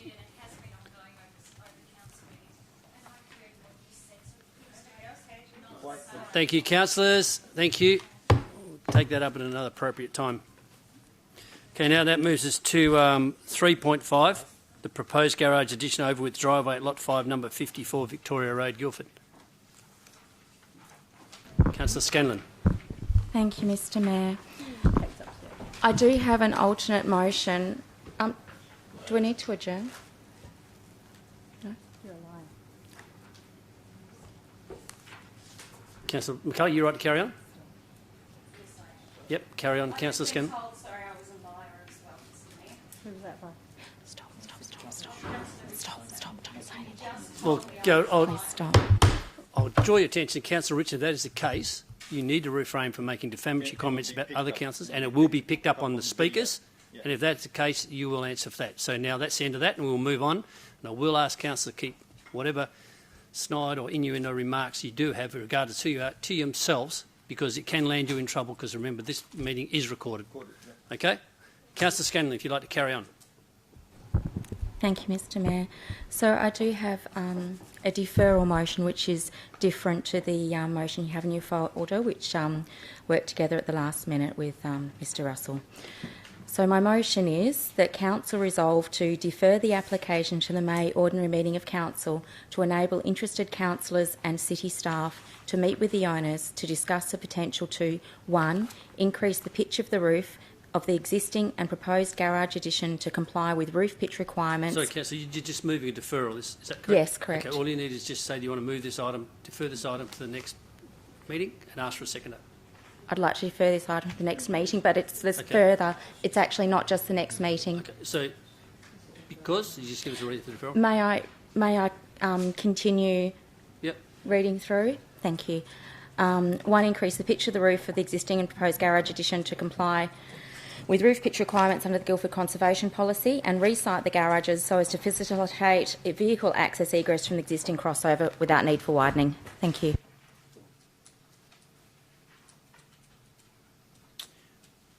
I thought they need some consultation with the owner on that, wouldn't Yeah, there was early on. they? Oh, was it? It's just Okay. the first so they can meet. That's fine. Okay, right. Can I have a seconder? Councillor Podovnik. Is anyone against? Okay, that carried. The next one is item 3.6, proposed story single house of lot 703, number 15, Johnson Street, Guildford. And Councillor Kiley.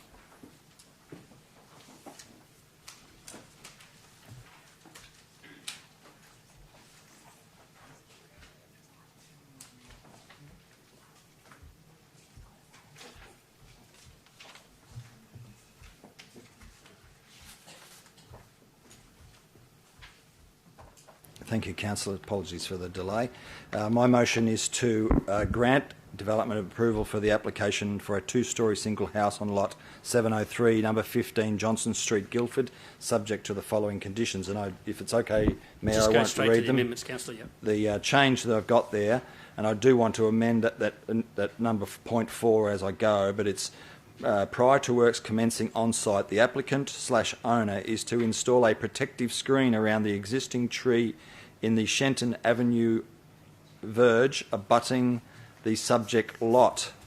I will delete the rest from the screen. I will delete the rest of that there. So it is, and the other point I've added into the officer's recommendation is number 5. The proposed windows to bedroom 2 and 3 in the northern facade of the upper storey addition are to have their sill heights raised by 1.7 metres above the finished floor level. And there was a point there missing from my discussion with staff there, Mayor. It was to also have the window over the bathroom in the upstairs area made fully opaque.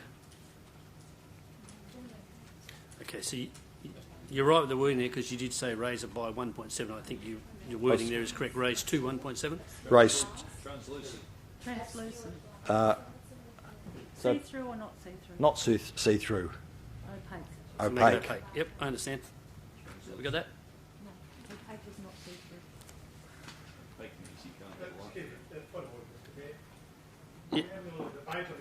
Yeah, if we can just get the motion up there first and then we can deal with it. Thank you, Councillor Congleton. Oh, the reason, Mayor, I don't think it's included the reason for the change to the officer's recommendation is to prevent overlooking of the adjoining neighbours. But you do have a reason on page 20 for amending the officer's recommendation. It was put in. Thank you. I have a question of Mr. Russell. The raising of the sill heights to 1.7, is that compliant with our arcades? Mr Mayor, it exceeds the arcade requirement. The arcade requirement is 1.6 metres above finished floor level, and if you have that, you have a highlight window which doesn't overlook, so 1.7 certainly does comply with that. In fact, thank you. Or in fact exceeds it. Okay. Do I have a seconder? Councillor Scanlon, is there anyone against? Councillor Johnson, you're against? Really, more of an amendment, really, Mr Mayor. I'd like to propose deleting item 5, which is the regarding the bedrooms 2 and 3 windows, and I guess the bathroom as well. Well, it's up to Councillor Cole. It's his motion. Definitely not, Mayor. Okay. So he's not in agreement. And in that case, I'm against it, Mr Mayor. Okay. Do you wish to debate it? To explain my reasons, Mr Mayor. Councillor Kiley, you probably don't need to take long on this one, I don't think. At 20 to 9 and this evening, Mayor, I'll be very brief if I can. We've got a lot still to get through. This is simply about overlooking councillors. If there's one problem that we get in approving individual buildings within existing urban areas is the issue of overlooking, and you see it on all the television programs all the time. If we don't make this decision now, then forever hold your peace, because we are going to get complaints down the track. It might be years, it might be 10, 15 years, but there'll be somebody unhappy about the way this building looks into the neighbouring property. The elderly gentleman that lives there currently, I don't see a lot of him, but I think from his somewhat shy nature, he would be very upset about this construction in the first place, let alone having windows look down into his backyard. So I encourage you to support this. It won't change the effective look of the building or what the enjoyment of that building, and there's nothing like having a nice high skylight into your bedrooms, and at least then you won't be looked into as well. But so it doesn't affect anything. This is an expectation that the community have these days in terms of privacy, and our R codes refer to that. And I've actually got something here, if I could find it. Not expecting that Councillor Johnson would argue this point. I'm having a little bit of trouble finding that.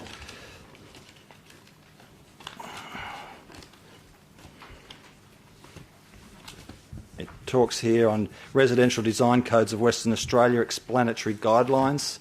There's a diagram here that talks about upper windows facing a neighbouring property are generally not acceptable in the residential design codes.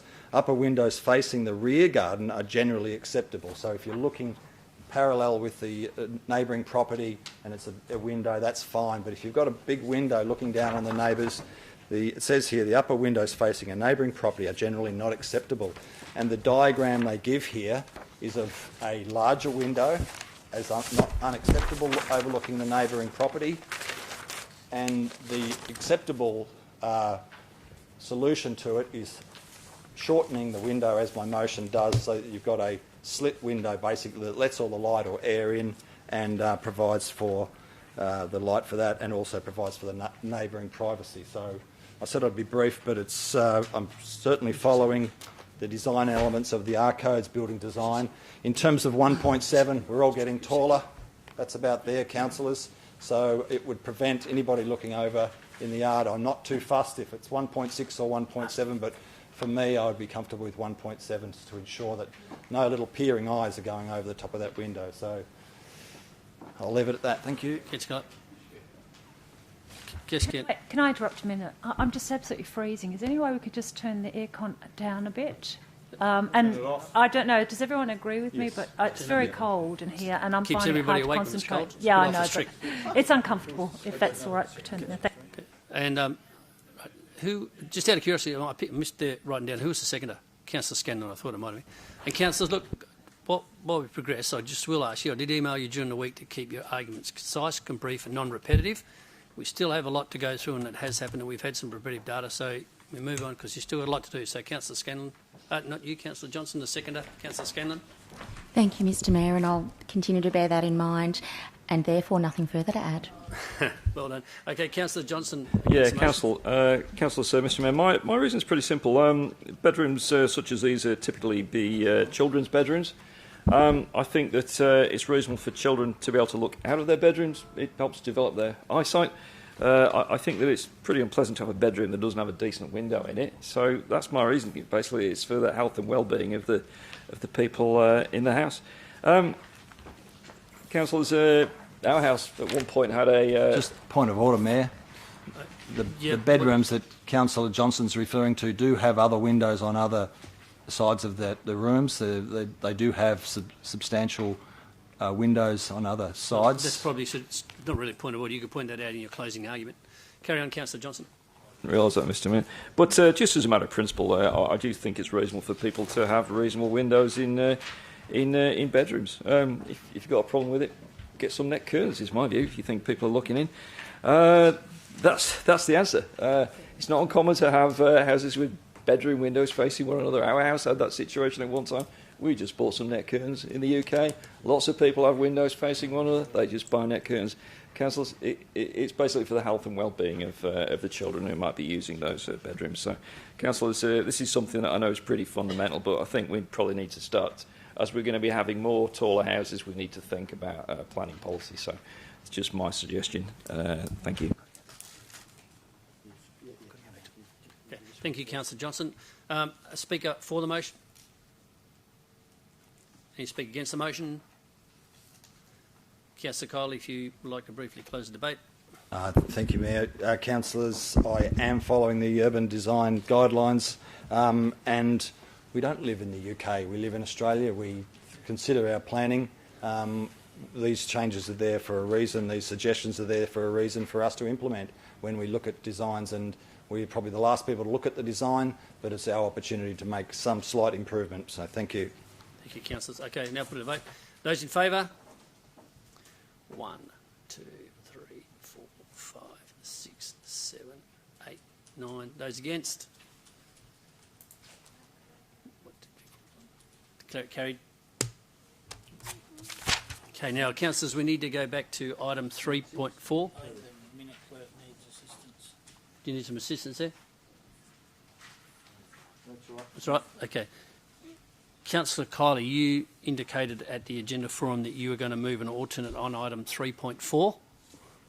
So, and it's not in the green folder, councillors, so hence I missed that one. So we're going to go back to item 3.4, which is the. And if it was sent through, Mr. Mayor, we didn't pick it up, and that's why we sent this out. It was sent out. Councillors last night, if there was something missing. Yeah, you indicated you wanted to do something with it, remember? You don't want to? You don't want to do it? You were going to move option 2 or something, weren't you? I'll get my word in there, Mayor. I did notify the CEO on the 1st of the 3rd via email that I was proposing. Yeah, no, I'm saying I'm option going to go 2. back to it. Yes. I'm going to go back to it. Okay, thank you. Okay, so that is the State Appeals Tribunal reconsider a refusal for the proposed place of worship, the change of use to existing house, single house and caretaker's cottage at number 1 Lakeview Retreat, Ballajura. And Councillor Kiley. Oh, sorry, it's not in the green folder, as you said, so I should take my notice of what you say, Mayor. Option 2, here it is. Go to your agenda, Councillor. Option 2. 239, your agenda. I've got it. Councillors, my motion is to go to option 2, and that is that Council resolve to grant planning approval for a proposed place of worship and change of use of existing single house and caretaker's dwelling at lot 23, number 1, Lake Farm Retreat, Ballajura, subject to the following conditions. Now, Mayor, I'm not sure if you want me to go through all of them, but I do want to draw Council's attention to some of them, which are important in arguing for... Well, you've moved the motion, you just need a seconder now. Okay. Okay. So, Councillor can I have a seconder? Councillor Scanlon. Anyone against? And the reason? Do you, well, he's moving the option. You're looking for a reason, Mayor? Yes, thank you. The reason is that, and I'm doing this on the fly, is that the risk to groundwater pollution and contamination is lessened by the development rather than intensified. And secondly, that the amenity of the rural lifestyle associated, the amenity of the rural lifestyle will not be significantly affected given that most of the meetings occur during the evening. Okay. Councillor, can I help you out a little bit? Yes. Okay.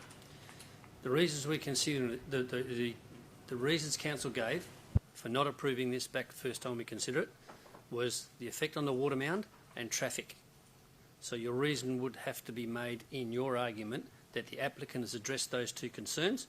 As I pointed out, you prior the meeting with paragraph 3 of option 2 as regards to traffic, and you now consider the effect of the water main, because that's what SAT are asking us to consider, is whether the applicant has made significant inroads to cause us to change our mind. That help you out a bit? You've taken the words right out of So my you need to mouth, say, Mayor. in your mind, The applicant has taken your belief that they have taken significant steps, measures to overcome the original objection. Okay. Correct. Thank Help you. out a bit? There you go.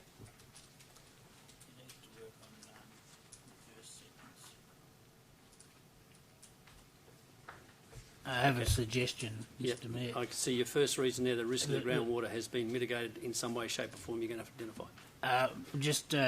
I couldn't support it on the basis for the reason you're saying. The development would lessen the risk to the groundwater, which just doesn't make sense. Yep.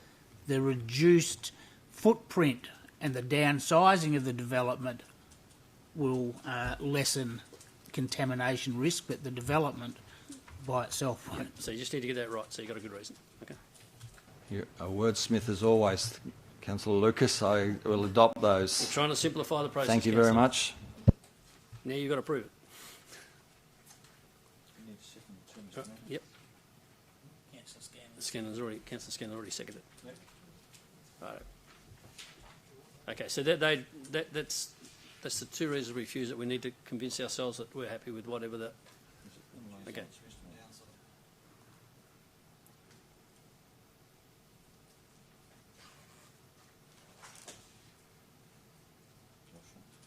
Okay. Right, yeah. Now, last question. Was anyone against? There is. Councillor Congleton. Councillor Kiley, would you like to open your debate? And remember to stick to those two items best you can. Thank you, Mayor, and I'll draw Councillor's attention to the discussion we had prior to the meeting that Mayor Bailey said that I should focus on the 2 points, and he's done that just again. For those new councillors that weren't on council in May last year, this came before council and it was refused for two specific reasons, which is on page 234, that the place of worship is listed as an incompatible use within a priority 2 source protection area outlined in State Planning Policy 2.2, Angara groundwater protection, and the proposed intensification of development on site presents an unacceptable risk to groundwater pollution. I'm here to suggest that the measures that the staff have put in place under option 2 will ensure that the risk to the groundwater contamination is significantly lessened, and I'll talk about that. You can see that the map, if you all have a look at this large map that I've given you here today, it shows the location of the site and its surrounds in Lake Farm Retreat. Now, the total number of patrons that this building will hold have been reduced from 200 to 50. We've also had some other changes, so that's been put in point 3 of the recommended options. There's also so I'm talking about the groundwater contamination. Since May last year, the state government has introduced the government sewerage policy, which talks about best practice in terms of ensuring that new development is hooked up to reticulated sewerage, and that is a change that we have seen in the state government's policy since the decision of May last year. So I think this plays an important role, and it talks about best practice being approaches the provision of reticulated sewerage or hooking up to sewerage mains, and talking about best practice, that being the best practice approach. So I'd submit that to council as well. Now, councillors, this important document, State Planning Policy 2.2, talks about the main purpose of the policy is to prevent, control or manage development and land use changes in the policy area that are likely to cause detrimental effects to the groundwater resources, and it lists places of worship as not being approved under that under the statement, the Planning Policy 2.2.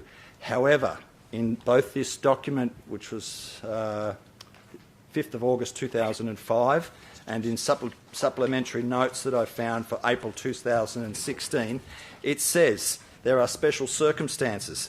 The Department's recommendation may on occasion vary from that provided in Tables 1 and 2, and it talks about incompatible land uses receiving planning approval should be consistent with a region or local planning scheme or a local planning strategy that has been endorsed by the Western Australian Planning Commission.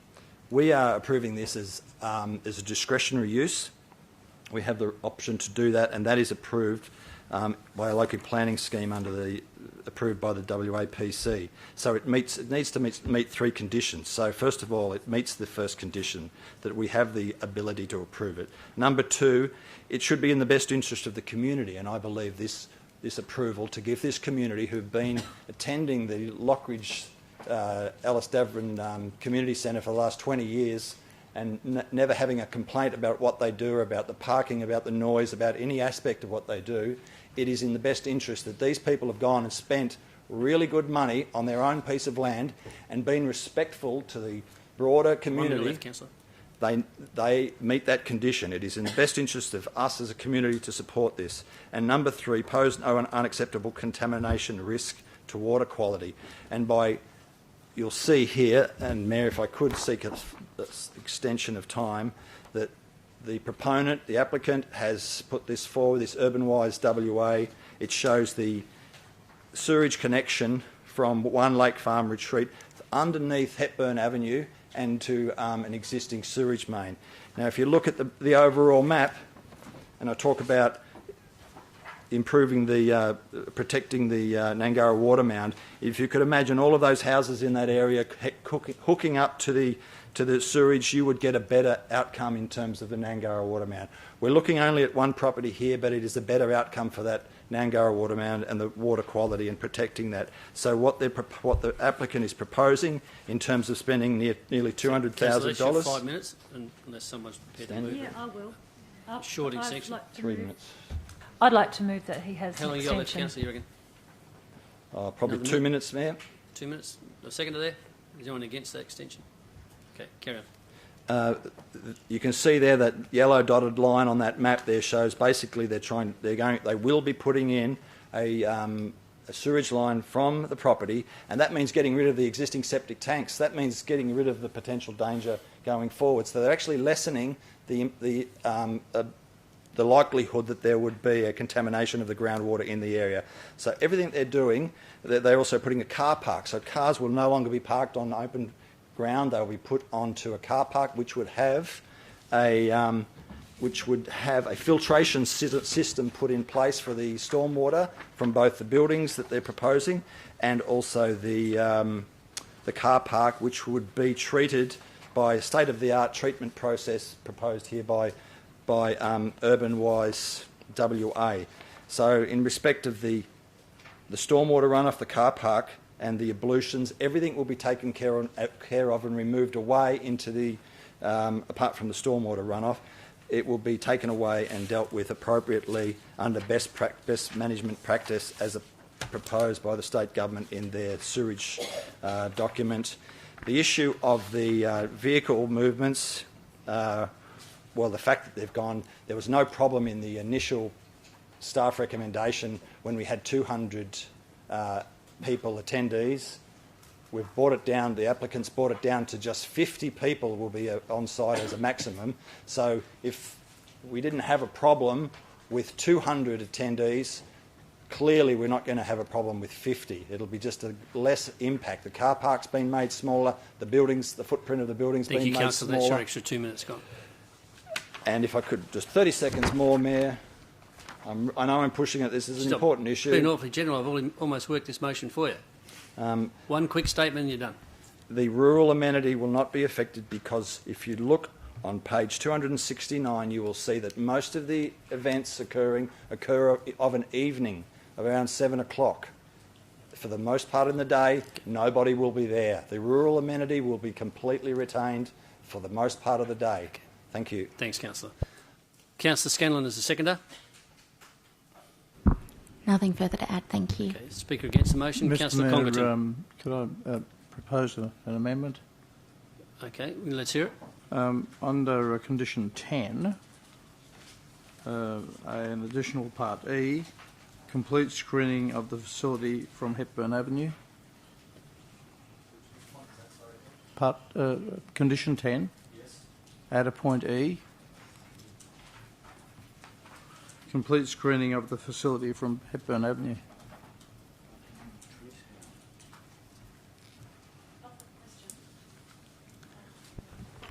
I've got a question. Yeah, question. Do you mean along Hepburn Avenue? Yeah, I thought you said from. Along. Along will do, Yeah, along. Okay. Councillor Lucas. May I ask a question as a result of that, Mayor? Hang on, I think Councillor Lucas is asking a question first. I just need to clarify Councillor Henderson's intention of complete screening of the facility. Is that at what stage? And what type of screening are you proposing? Trees? Are you supposing a solid wall? An impervious screen? Because if the building is going to be several metres high, how do you screen it? Mayor, Part 10 refers to vegetative screening, I think, so that's what I'm referring to. But the point I'm trying to make, Mr Mayor, is do they have to grow the trees before they start building? How do you completely screen a new building without completely putting in a row of trees so thick that you can't see anything? Well, I'm happy to take the word complete out if you wish.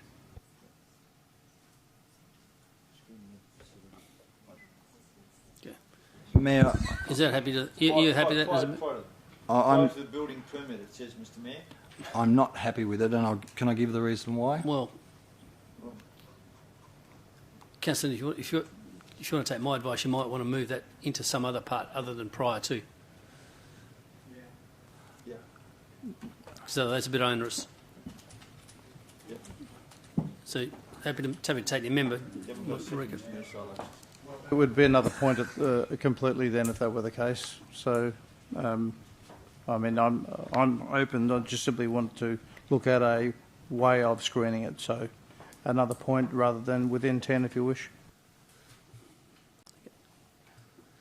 I tend to think that point 10 covers the detailed landscaping plan for the subject site as it's stated there, and that might be... Well, if you're going to put it, that's where you put it in 10. So yes, but I tend to think that the point 10 already encompasses a detailed plan for the subject site okay, so we'll to just the quickly approval ask, of the city. So as a mover, you're not happy to accept that amendment? I'd like to hear the Well, I'll amendment just ask, again. if you're not happy to accept it and the second's not, then I'll ask for a second. You can debate the amendment. Could I hear the amendment again, or is it up there? Just wants to run screen training along Hepburn Avenue. Yes, but I don't. You can put that in as part of your landscaping plan as another condition if it's acceptable to you, and the second, and then we can move on. Otherwise, I'll ask for a second to the Councillor Henderson's motion, and we can debate that. I'm still waiting for that amendment to be worded. There it is down here, part E. Drop down next page, E in red. I was happy to remove the word complete, Take out complete. per just screening. I'd accept that. Thank you. Right. In that case, it becomes part of the motion. Right. Now, Speaker against the motion, Councillor Congerton. Thank you, Mr. Mayor. I had the pleasure of meeting Mohammed on site to have a look at this proposed development. And whilst I accept all of the comments that were made on the day, and I applaud their activities as a group, I can only draw the councillors back to the Dewar report, which was not to accept. This has gone back to Dewar 3 times. It's not gone back once. The Department of Environmental, Dewar, yep. So they have indicated that they would not support this because of the groundwater possible contamination. My history with Lake Farm goes back 20 years. The residents of Lake Farm over a period of time have asked to subdivide their properties, build larger buildings, add buildings and dwellings to their homes, and they've been rejected. And they've been rejected for one reason and one reason only, that is the groundwater contamination. So now if the council was to proceed tonight to approve this, then as they say, the Pandora's box is open. So let me be very mindful that to go ahead and grant this is to grant further applications within Lake Farm. It is a hamlet. It's not like normal suburbia. It is special rural. So I'm opposing it purely and simply on the DUA recommendation. Thank you, Councillor. Speaker for the motion. Question. Question, Councillor Henderson. Part 15 of the conditions, the acoustic report, given that there are no amplified external noises allowed, that's one aspect, but also why do they have to have an acoustic report about the noise that's going to come from Hepburn Ave? Mr. Tan. I think that's because the SPP policy talks about sensitive land use near roads and rail noise. It's a policy. If you look at 15, right, talk about SPP policy 5.4, road and rail noise have to be taken into consideration. I would ask that the mover consider removing part 15 from the motion.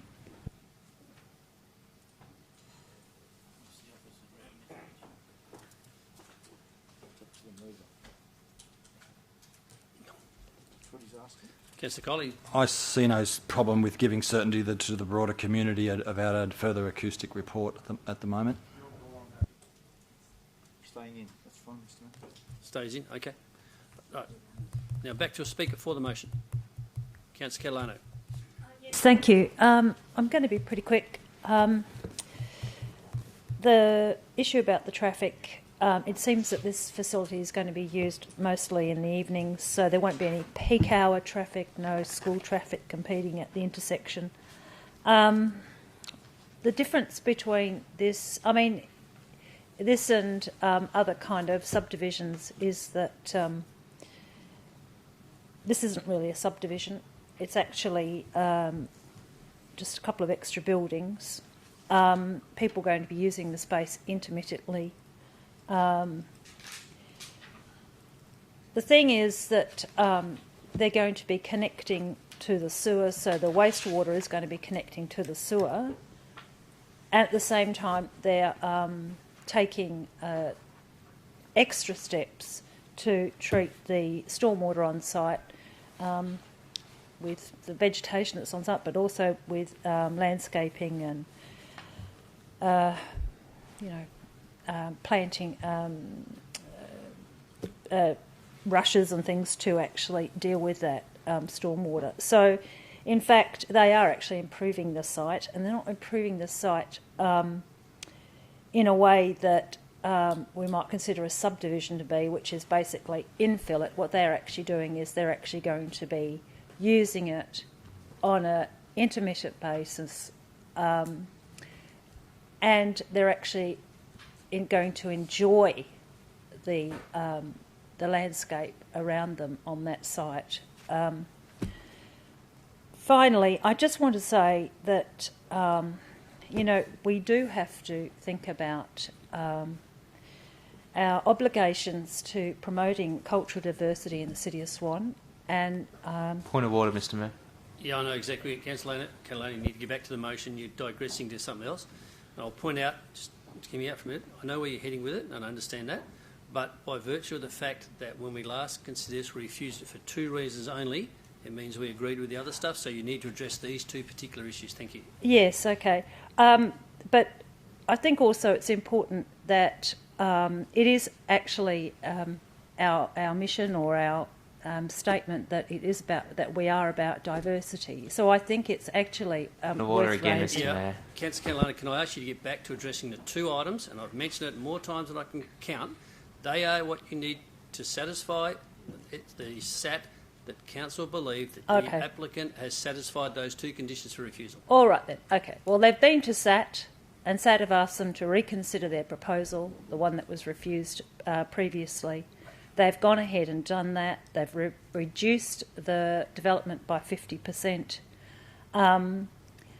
They've dealt with the traffic issues by reducing the volume of traffic and the amount of people that are going to be using the site and the size of the actual footprint of the buildings. And they're also taken as many practical steps as can be possible to ensure that the stormwater and the wastewater will be dealt with so that it doesn't contaminate the groundwater. And I think Councillor Kyle is right when he says that actually this may actually be an improvement in terms of groundwater discharge or contamination in the groundwater. Thank you. Thank you. Speaker against the motion, Councillor McNamara. Thank you, Mr. Mayor. Mr. Mayor, I just refer councillors to the statement at the end of page 241. At the end, last statement is on option 2, and it says, "This is not the recommended option." Right? Our staff have looked at this situation from a planning point of view. They've looked at this situation from a safety point of view. It went to SAT and came back to us on a planning point of view and a safety point of view, and also from the point of view of disruption to the water scheme and the water table. So basically, Mr. Mayor, the recommendation is, and it says, the proposed intensification of the development on site presents an unacceptable risk to the groundwater pollution and contamination. Now, intensification. We'll go back to the situation where it was, we call it a Ben-Hur, and it's reduced down to a different situation. But it is still starting as a residential property. It is not the big original application that we're dealing with tonight.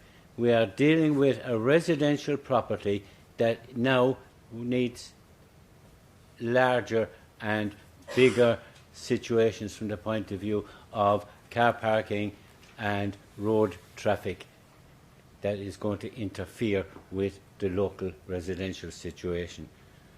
Mr. Mayor, I remind councillors of their views on who the community is.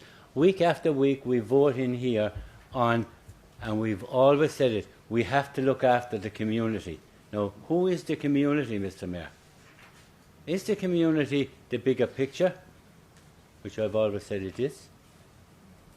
Is the community the local affected people in this situation, the people who are affected by this development and who will be affected by this development, just as Councillor Congleton? I have made sure that everybody else stayed on track and talked to the two issues. Yeah, I appreciate where you're going. Thank you, Mr. If I could Mayor. ask you to get back to address the two issues that we're refusing. I'm just saying that, Mr. Mayor, and what I'm saying is that Councillor Congleton mentioned that this particular community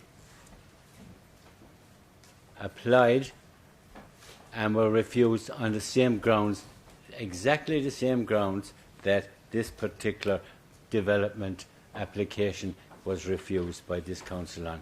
And also the SAT situation send it back to here for us to reassess the situation. It is not the big situation and the reduction of the big situation that we're dealing with. It is the residential development that is now affecting the water table and the safety issues. Look after the community that are affected. That is our job. End of story, and thank you very much for listening to me. Councillor McNamara. Speaker for the motion? If Speaker's against, Councillor Parry. I'll be very quick, Mr. Mayor. I just wish to refer councillors to page 238 at the top there. In light of the above, while the revised proposal is smaller in size and scale than that of the original proposal, City staff concur with DWER that the proposal still does not accord with the objectives of State Planning Policy 2.2 as the proposed intensification of development of on Lot 23 Lake Farm Retreat, Balladura, above the existing low-density rural development of Lake Farm Retreat locality will pose an unacceptable risk of groundwater contamination to an important drinking water source. for the Perth metropolitan area, the community. I cannot support any resolution that creates an unacceptable risk to an important drinking source. Thank you very much. Thank you, Councillor Parry. Question, Councillor Zanino. Thank you, Mr Mayor. Probably to the staff. Councillor Parry just said that it can't be supported because it creates a substantial risk to the water.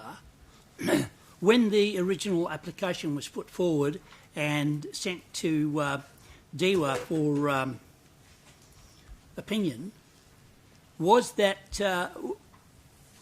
stated that they were going to connect to sewer, or was it just to have septic systems?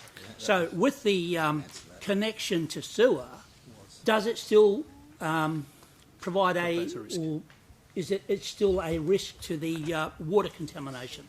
Mr Russell? Yes, it does. Okay. So it's still a risk. That's what they've said, Mr Mayor. Okay. That's what you have said. Okay. Any speakers for or against? No other speakers. Councillor Kiley, you've closed the argument. Thank you, Mayor. I thank Councillor Parry for raising the objective of State Planning Policy 2.2. And the main purpose of the policy I'm reading here is to prevent, control or manage development and land use changes in the policy area that are likely to cause detrimental effects to the groundwater resources. Councillors, this is not going to have a detrimental effect. And in fact, to make sure that this doesn't have a detrimental effect, the staff have been clever enough to include point 13 on page 214, prior to a building permit being issued. A water management plan prepared by a suitably qualified environmental consultant shall be submitted to the approved and approved by the City in consultation with the Department of Water and Environment Regulation. This proposal, this application will not go anywhere unless DEWA is happy with it. DEWA, like we send things onto the WAPC for approval, we're effectively, by putting this clause in, we're putting in a clause that says that if DEWA aren't happy with this, it's probably not going to go anywhere because it has to be... Just I hear your point of order.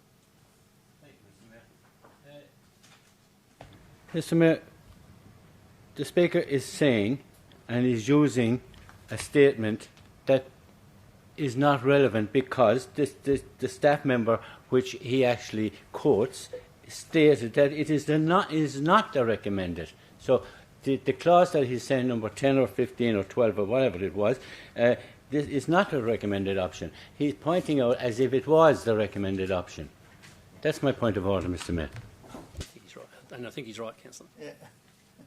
I disagree, Mayor. The point of that... Well, that was my choice, point. I think he's right. So can you skip over that and carry on? No, I want to continue with that for somewhat, if you can, because the documentation put out by the Department of Western Australia, Department of Water, talks about a process whereby that an incompatible use can be approved if it's consistent with the local scheme, which it is, it's in the best interest of the community and poses no unacceptable contamination risk to water quality. This does not pose a risk to water quality. They are actually improving it. And I'm arguing my point. If you don't mind, I want to continue with this point. Hang on. There's been a point I'm of getting order a bit raised. sick of being stopped in this respect. Well, point of order's been raised. This is not going to cause a contamination risk.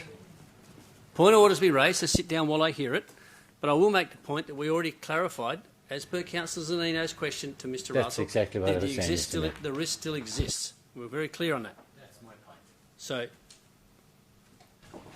On that point, Mayor, if I'm not the one, if you don't take any notice of me, then this document, a state document, will be taken to SAT and it'll be raised in that forum. It is there on paper. 3 points. Consistent with regional local planning, tick. Be in the best interest of the community, tick.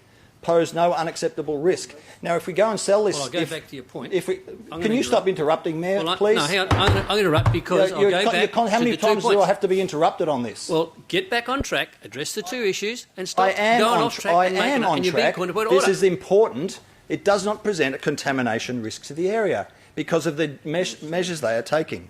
Now, this process provides You've got 30 seconds, Councillor.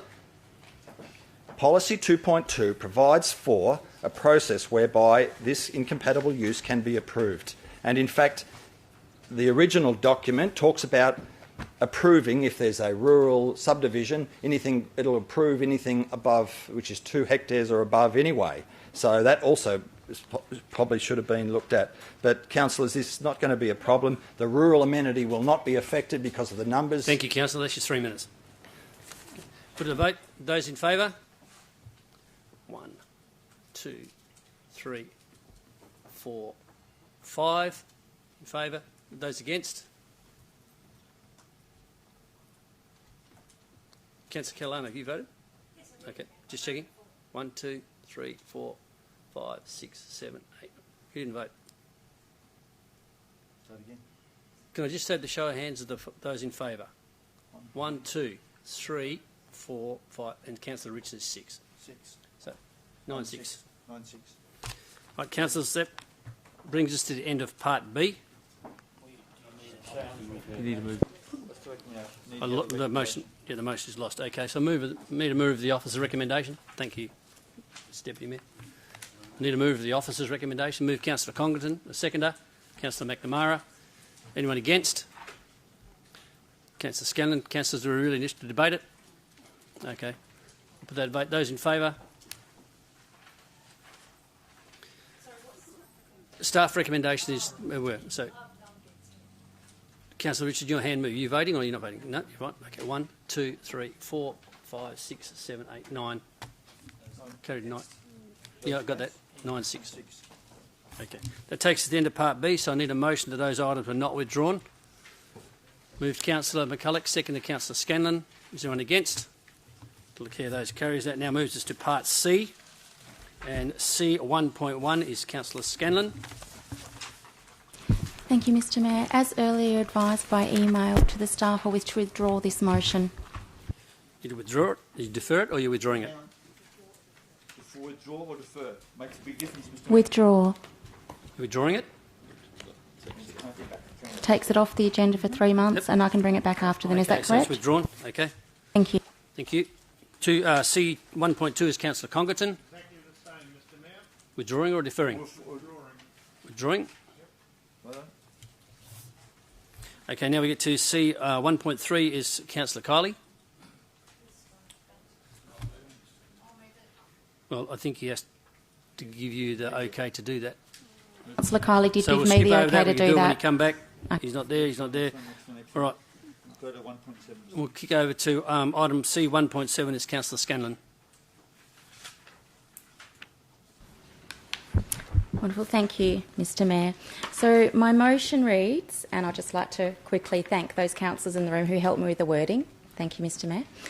The motion reads that Council declare a homelessness crisis in the City of Swan based on the results of the Midland Connections Week 2019 evaluation report, and for the Mayor or their delegate and relevant staff, along with a relevant representative from a local homelessness service providers, meet with the Minister for Community Services to request urgent additional funding for relevant homelessness service providers in the Midland area. 2. Request the Mayor or their delegate and relevant staff to meet with the Minister for Youth Services to advocate for increased funding for youth centre services citywide and urgently start service funding to Ellenbrook and Bullsbrook youth centres, and additional funding for Midland-based Swan City Youth Services to address at-risk case management services in Midland. 3. The Mayor request that the Member of Midland, the Honourable Michelle Roberts, Minister for Police, facilitate a meeting in the City of Swan with Minister for Communities Simone McGurk, Minister Peter Tinley and Minister for Youth Services Dave Kelly, representatives from local homelessness and youth service providers and relevant staff to address the first-hand issues facing the youth and homeless in the City of Swan. Have a seconder? Councillor Johnson. Is anyone against? An amendment?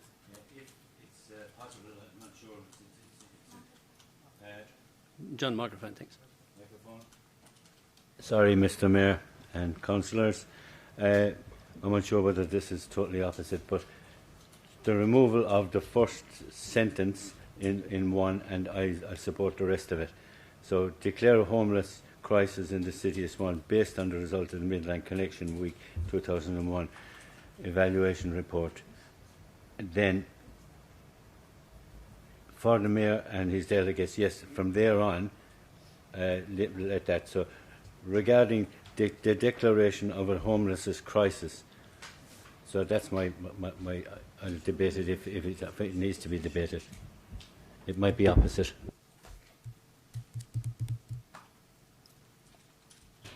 No, it's not acceptable to the mover.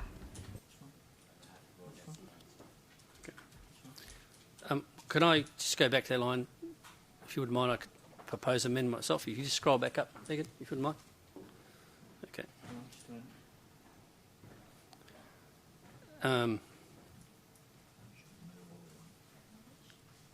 Just trying to remember my wording of the one I gave you. That recognise that homelessness and youth issues are on the rise in the city of Swan.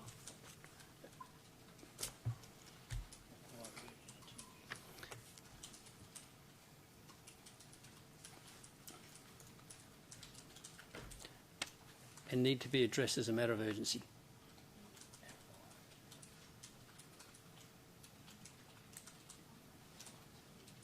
And the rest can follow on, I think. And hopefully that satisfies everyone and we can put this on the bed. I'm sorry, Mr. Mayor.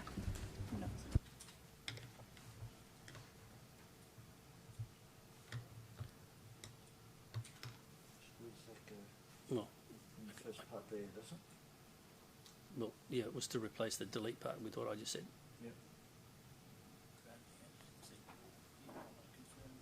Okay, so if that's not acceptable to the mover, I can ask for a seconder, I guess.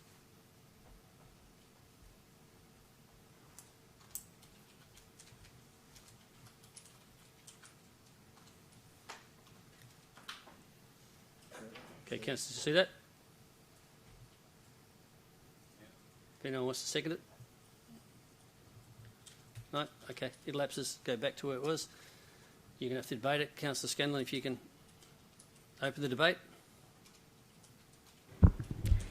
Thank you, Mr. Mayor. So this motion is based on Midland Connections Week. There was a survey done by the staff of Indigo Junction with support by the City of Swan. The Connections Week survey identified 149 people experiencing homelessness in Midland, including 52 children. Families make up 27% of Midland's homeless, compared to just 2% in Perth and 7% in Fremantle. And the families identified in Midland, 92% are Aboriginal or Torres Strait Islander.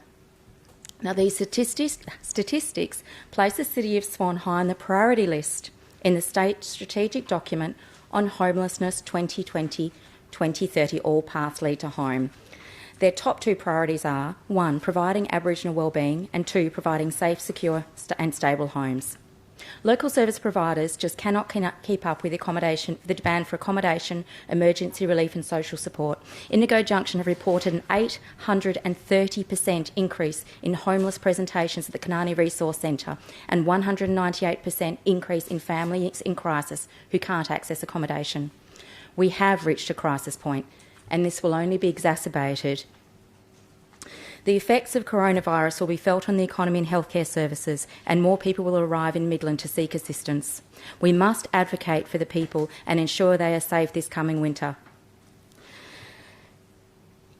Midland Connections Week rated vulnerability of those surveyed, and over half of the individuals and families had a vulnerability score of over 10, which indicates the highest level of vulnerability. They are the group who would benefit most from a long-term housing solution. Today I read a quote regarding coronavirus that said, "Our city is only as strong as our most vulnerable." And as fate has it, this motion comes to council at a time when we may realise this. In regards to youth service advocacy, the areas of Midland, Ballajura and Altone currently receive some state funding for youth services, but Bullsbrook and Ellenbrook can currently receive no state funding at all. This is not acceptable. It's a state issue. We hope that a reputable local youth service agency will be contracted to provide services for a new facility in Ellenbrook with the state government support. However, the tender will not be awarded until June 2021.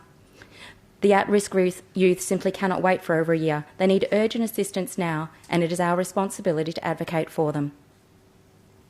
As we heard from Michael Kerr last week, the CEO of Swan City Youth Service, they've seen a significant increase in the number of young people accessing the youth centre with multiple issues including mental health, drug and alcohol and homelessness. Among these services, they're giving people the necessities to survive, to just survive, such as food and sleeping bags. What will happen to them as we see the economic and social impact ahead of us with coronavirus? The state strategy will initially target rough sleeping as the most vulnerable cohort, with the intention that future action plans across the 10 years will have an increased focus on prevention and embedding system changes to improve and sustain our efforts to end homelessness.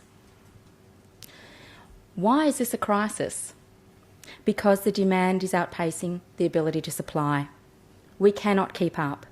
The local organisations such as Indigo Junction are turning away people from their doors every day. As more people become homelessness in the wakes of the effects of coronavirus, it is these people who will become most at risk of succumbing to this disease, placing a burden on our health system. The cost of the state government finding people a place to keep warm over winter is far less than the cost of leaving them in the streets to the City of Swan. Early intervention is always the key to success. The state government strategy is of a place-based response, as homelessness looks very different between metropolitan, regional and country areas. Appropriate place-based responses need to be developed, which are informed by local needs, context and capacity. Our local needs meet their strategy. 2020 to 2030. This is the first year of their strategy. Let's put the City of Swan on the state government's agenda to get the people off the streets. We must advocate now to get people off the streets into long-term housing. Please support this motion. Thank you. Councillor Johnston's the seconder. Yeah, thank you, Mr Mayor. Mr Mayor, I guess the question that might be arising in some councillors' minds is, do we really have a crisis? Councillors, I've previously spoken at my surprise when I became more aware of how to identify homeless people as a result of Councillor Jones pointing them out to me. I can now actually see as I'm walking through the streets of Midland which are homeless and which are not. But here was my real shock, Mr Mayor, recently, only a few days ago. Is there a crisis? We noticed that in Guildford, at the end of our drive, there was a car that had been parked there for about a day. Then I noticed it had been there for 48 hours. So I thought, well, I'll take a closer look at this car. What is going on here? What I discovered was that the car was, surprise, surprise, a homeless person was living in the car.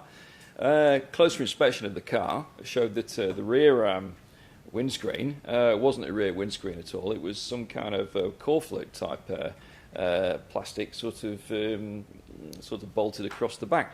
The reason that particular location is being used is because there are a couple of outside taps near Fauntleroy Park on Swan Street. So, councillors, the homelessness crisis is very close to home for me. It's at the end of our drive. Councillors, if I can find homeless people within 50 metres of where I'm living, surely that's an indication to me the problem's bad. I'm aware of the problem in other areas. I was also called recently, could I please go down to Kings Meadow? This was not Councillor Congressman. Somebody called me and said, can you go and have a look down Kings Meadow? There are homeless people living down there. So with my new expertise in spotting homeless people, I drove down there and sure enough, right in front of me is a family in a car, clearly living down there. Very tidy, but it was obvious to me from the car and the state of the surroundings that they were homeless. So that's 2 people in Guildford in the last 2 weeks. You walk around Midland, if you go to the food relief that you'll find at about 5:30 every afternoon in the car park behind the City of Swan, you'll find 30 or 40 people there. And they all appear to be fairly normal families, but clearly they're living out their cars or they've just walked in. So I guess this is my contribution to this debate, councillors. Those are the recent things I've seen in just the last 3 weeks. So we definitely have a crisis. It's a fact, it's something new. It wasn't as bad as this, I think, 2 or 3 years ago. There have been a number of reasons advocated for this sudden surge. But we've got to do something about it. And I think this motion is heading in that direction. One of the questions that's often occurred to me and other people have put to me is, what do you actually do to get people off the streets quickly? And I've circulated to some councillors, seen a short-term housing project in San Jose in California, which provided very tiny, not makeshift, but modest homes, very small, nothing bigger than a small shed, but it's better than sleeping on the streets. I actually think, councillors, we could come up with a solution like that, and we could potentially get those people off the streets fairly quickly. We've got to do something. It is a real crisis. It's everywhere. If you know what you're looking at, you can find homeless people just about everywhere. So, councillors, I'd urge you to support this motion. Thank you, Councillor Johnson. Councillor McNamara, you're against the motion. Do you wish to speak? Mr. Mayor. Yes, I will. As I said to Councillor Scanlon, I would support this situation if there isn't a declaration, because I honestly believe that declaring something creates a problem. We can work on it without creating the issue. We can certainly do all of the things that this motion recommends without actually declaring the actual crisis that Councillor Scanlon says that we have. And I agree. I said that the last time that we spoke about homelessness here, that I was driving my grandson to school, and that there was a young kid sleeping at the dungeon door at 7 o'clock-ish, whatever time that was. So I understand homelessness. It hit me from the point of view of my family, homelessness. I totally understand it. And that is why we need the state government totally involved in this before we actually move on it. We can certainly go out and beat our chests and say we're doing great stuff and we're declaring a crisis. But you have to have a plan in place before you can actually do that. You have to actually get the people responsible for this issue to actually make the funds available, number one. The city has to actually go out and not just beg for this, because Councillor Congdon will attest to this. Many years ago, we were told by state government officials and health departments that Ballajura fell under the radar. We didn't know what went on. We weren't even on the radar, right? So I totally understand where Councillor Scanlon is coming from, Mr. Mayor. But the issue is we have to do the work first and then propose the plan to the state government. If the state government don't get their act together, we have to embarrass them into it and then declare that we are doing what we want to do and what is going to help the situation in our own backyard. So that's basically it. And I'm sorry, Councillor Scanlon, I'm going to disagree with this only for those reasons. Thank you. Thank you, Councillor. Yeah? No, he hasn't spoken. Thank you, and sorry about the time. Look, very quickly, the attempt is to try and get all of this council, all 15 members, to agree to this. It then presents to the members of Parliament the position that we are in the City of Swan. I wonder whether the mover would accept removing of the word declare and put in the word acknowledge, and that in Paramount accepts where Councillor McNamara is, and we can all then move forward with that. So you would accept that? I do accept that amendment. Thank you. Thank you, Councillor Congress. I second that amendment. No, well, I was happy to second it, but you can do it, but I had a further amendment.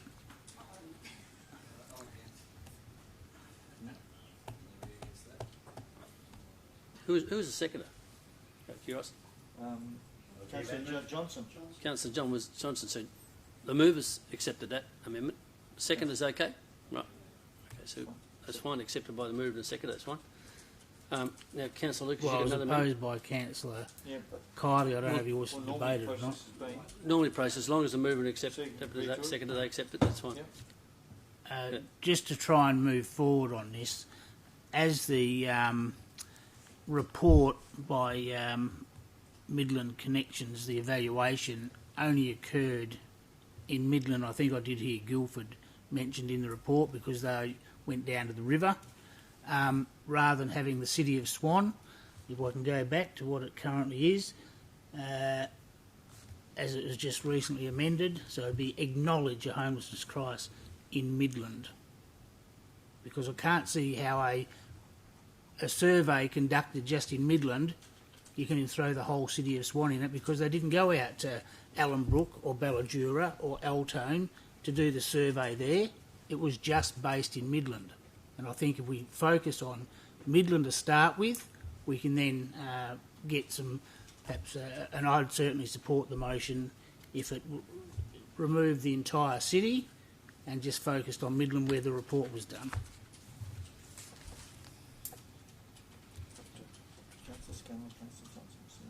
Question for the staff, please.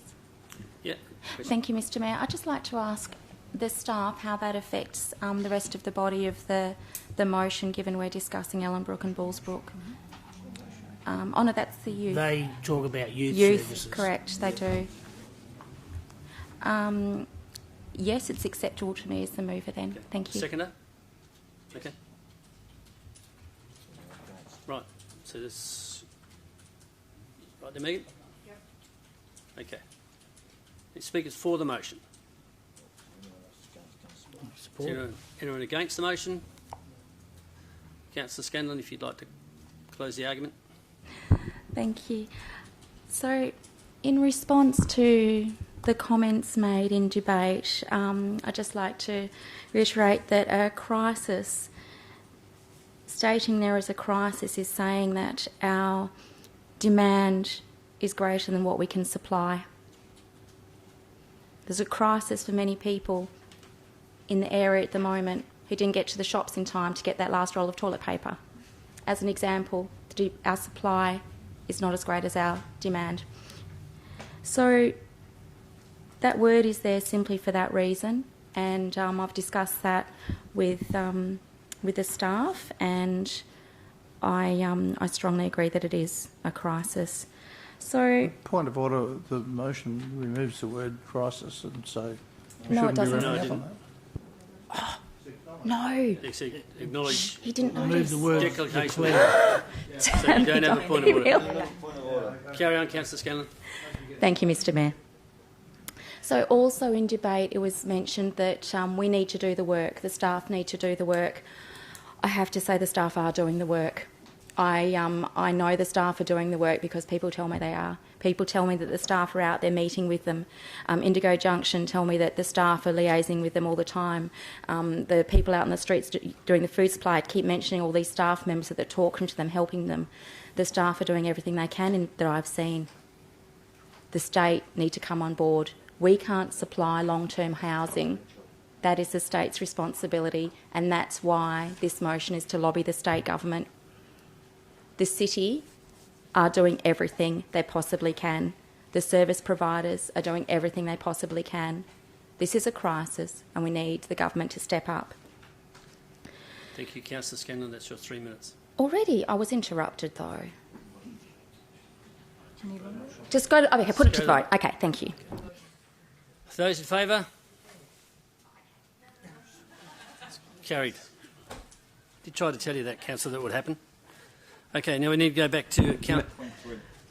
We've got to go backwards because you were...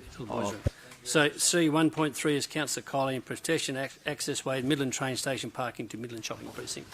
I thank the Mayor for bringing us back to that point. I didn't realise we skipped two motions.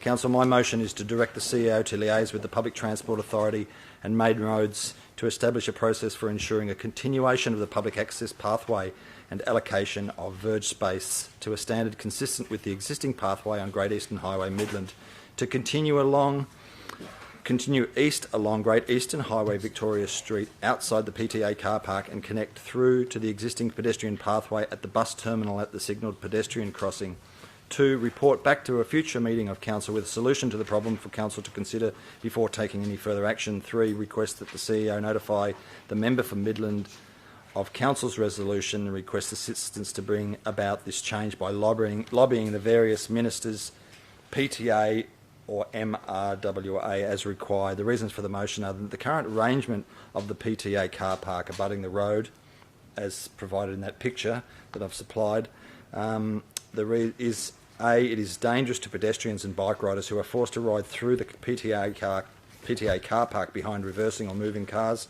B, does not allow planting of trees on the verge. C, is unsightly and adds to an impression, it should be to rather than go, an impression of Midland as being poorly managed and laid out, in a planning terms that is. And D, does not serve the interest of the existing businesses in that location. Can I have a seconder? Councillor Johnson. Is there anyone against? No one against. Carried. C1.4, Councillor Coley, proposed improvements road safety.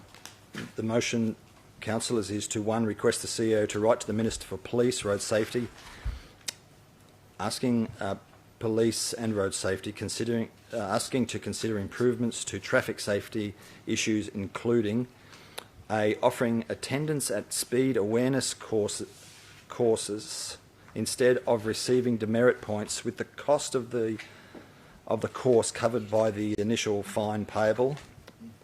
B, establishing a legal separation distance for vehicles travelling at different speeds and the enforcement of these safe driving distances. C, addressing intimidation on the road network related to tailgating behaviours. And D, addressing the issue of vehicles who do not have working lights. The reason for the motion is that it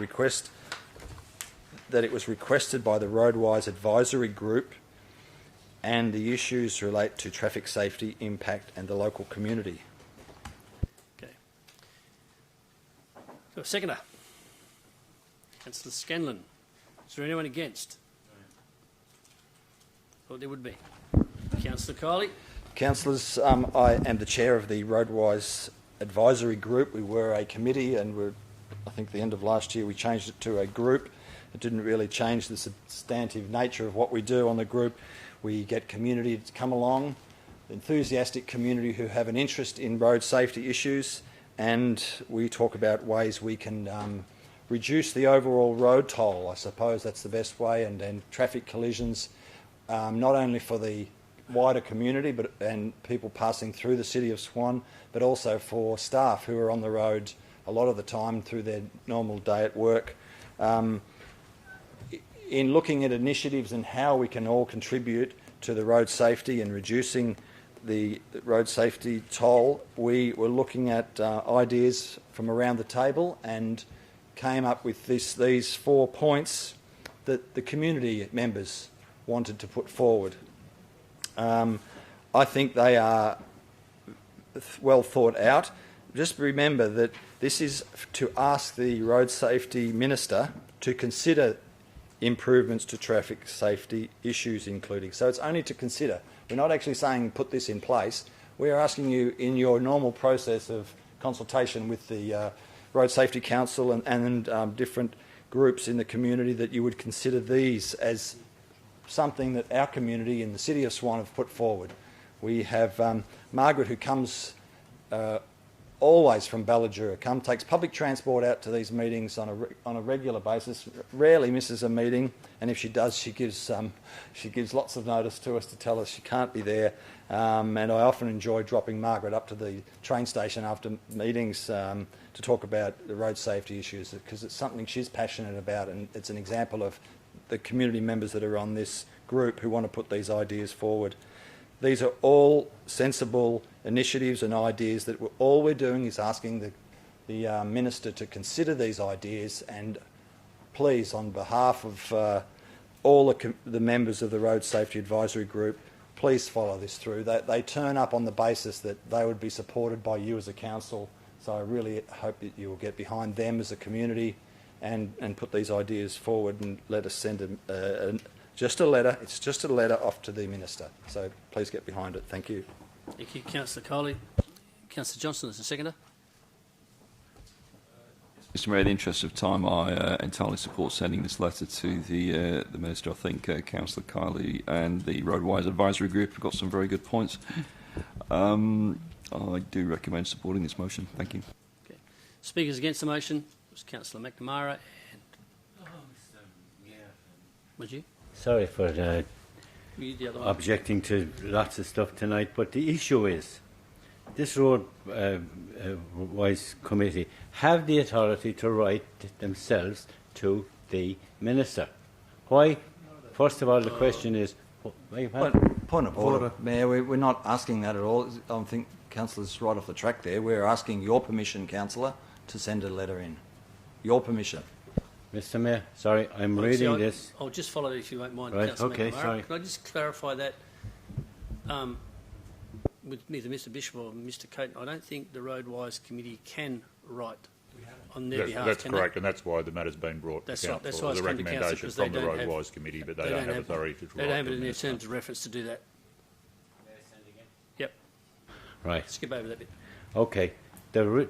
I believed, as a late president of that, chairman of that group, for a couple of years, that we were associated with other roadwise groups and the road council of safety council, that we could actually communicate with them. Am I correct? Yeah, through Welga. That's correct. Yep. So, this is what I said, that communication could have been made by this group through Welga to the Minister of Police. But the comments from the staff, I continue with my opposition, the reason I'm against it. Comments from the staff is, number one, establishing a legal separation distance. How do you establish a legal separation distance when you actually when you're actually driving along at a safe distance and somebody invariably pops in that, and then all of a sudden you're nabbed by the policeman or the woman or the bloke on the motorbike because you're too close to the car that's after coming. How can you actually establish your defence in tailgating, we'll call it, offering an attendant speed of awareness? All of this is state government stuff, not our stuff. I understand you want the CEO to write and get the police minister, but let me absolutely guarantee you, the police minister won't listen to this. She's got enough. You know yourself. You talk to her on a daily or an hourly basis. So basically, you know how busy she is. It won't happen. End of story. Thank you. Thank you, Councillor. Speaker for the motion. Councillor Scanlon. So, I've been fortunate enough to sit in on a few of the Roadwise Advisory Group meetings, and they're a wonderful group of passionate people who have some great experience in this area. There's a reason why we have this group, and it's to advocate for the road users within the City of Swan, and these points raised in the motion are really good. They're really good things that we should all be doing. Some great incentives there.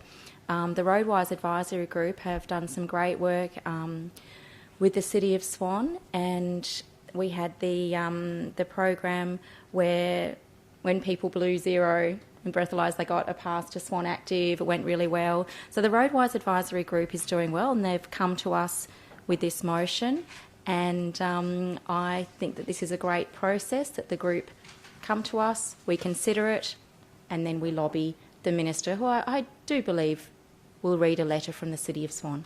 Thank you. Thank you. Speaker against the motion.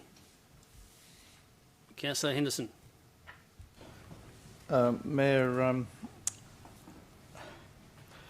I would have hoped that committees that we have of this kind would be looking at the issues specifically around our own local roads, the kinds of things that can be an issue for a local resident, etc. There's already a road safety council, or whatever they call it, that deals with this kind of stuff at a higher level. And frankly, whatever comes out of one of our committees in a letter to the Minister would be insignificant compared to what she would get from her the state-appointed body. I just don't see why something like this will have any benefit or effect whatsoever, other than, yes, we all know these things exist. We all know that these problems occur at a higher level, at a state level, as Councillor McNamara says. But should we not, with our committees, be looking at the things that happen literally at our level, down on the road? Thank you. Thank you, Councillor Henderson. Speaker for the motion? Speaker against? No other speakers. Councillor Kiley, close the argument, please. Councillors, and through you, Mayor, I'm a little bit dismayed and shocked at the attitude from some of the councillors we're hearing from tonight. We are entitled to opinion, Councillor. So. Correct. We get an update from our Wagga representative who comes along to a meeting. This is one she gave me at the last meeting. As of 27th of January 2020, the number of deaths were 11 in WA, 2 in the metropolitan area, 9 regional. At the same time in 2019 there were 21 deaths, 8 metropolitan, 13 regional. So January is looking good with only 11 deaths, and I don't know how I can say that when I say it's looking good. 11 deaths, that's Mayor, 11 families there. Yeah, we also get the... point of order, Councillor, you're actually introducing new information to debate. You are right to reply, so it's a rebuttal to the two speakers against you. I remind you of that. If we're talking about Councillor McNamara's comment that it won't happen, you're wasting your time, then I don't agree at all. This Wagga representative comes out to this group, and you should be aware as a former chairman, if that's the case, Councillor McNamara, the importance of everybody contributing to the road safety, the road toll, the numbers of deaths on the road. 1,182 deaths, 1,182 deaths on the road last year nationally. Councillor Coley, point of order has been raised, so I need to do it. Your point of order? My point of order is I do not attribute or I do not add to the road deaths, as Councillor Kiley said. Okay, point of order. I am not. Okay, thank you. Carry on, Councillor. I would suggest that we're all responsible, Councillor. We're all responsible to take this initiative by the horns and do something about it. Whether we're driving home tonight, whether you drive in the City of Swan or out of the City of Swan, we all need to do something about it. And here we've got a group of community members who maybe have lost somebody dear to them on the road through a death. And I suggest you need to listen to these people and take heed what they're saying. These are important issues they're trying to do. They're trying to save lives. These are lives we're talking about. 1,182 nationally on the radio Again, today. Point of order, Chairman. 6PR today. You've got a point of order. I need to do with it. Councillor Henderson? That was not raised in debate. I agree. Well, the whole point about Councillor Henderson's talk was about that we should only stick to the issues within the City of Swan. Well, unfortunately, we all drive cars that go all over the place. Some people drive from here to the eastern states. So while we tackle the issues locally, we also tackle the issues nationally. So, and people in WA drive long distances when they go on holidays generally. So these are people who are leaving from the City of Swan, from our suburbs. We should be looking out for their interests and not just saying this, having this defeatist attitude that it won't happen and nothing will change. We need to all play a part in reducing the road toll, and I really encourage you to support this and support the community. Councillor Kiley, that's your time. Councillors, those in favour? 1, 2, 3, 4, 5, 6, 7, 8, 9, 10, 11, 12. Carried 12 to 3.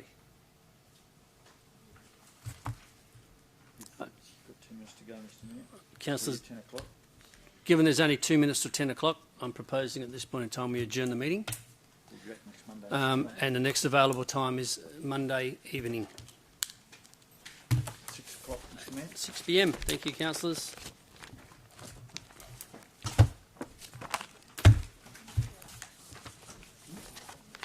You need a motion to do that, Mr. Mayor. Okay, the motion to adjourn the meeting. Move Councillor McNamara, seconded Councillor Johnson. Anyone against? Before you carry that, Mayor, I do believe there's another meeting on the 16th. Yes, it at is. 5 o'clock, and it may go through till after 6. We'll have to start at 4 then. We can start it earlier. I think all members on that committee can be available earlier. Oh, yeah, that's fine. I'm just making you aware. Yep. Thank you. That was the intention. We already discussed that.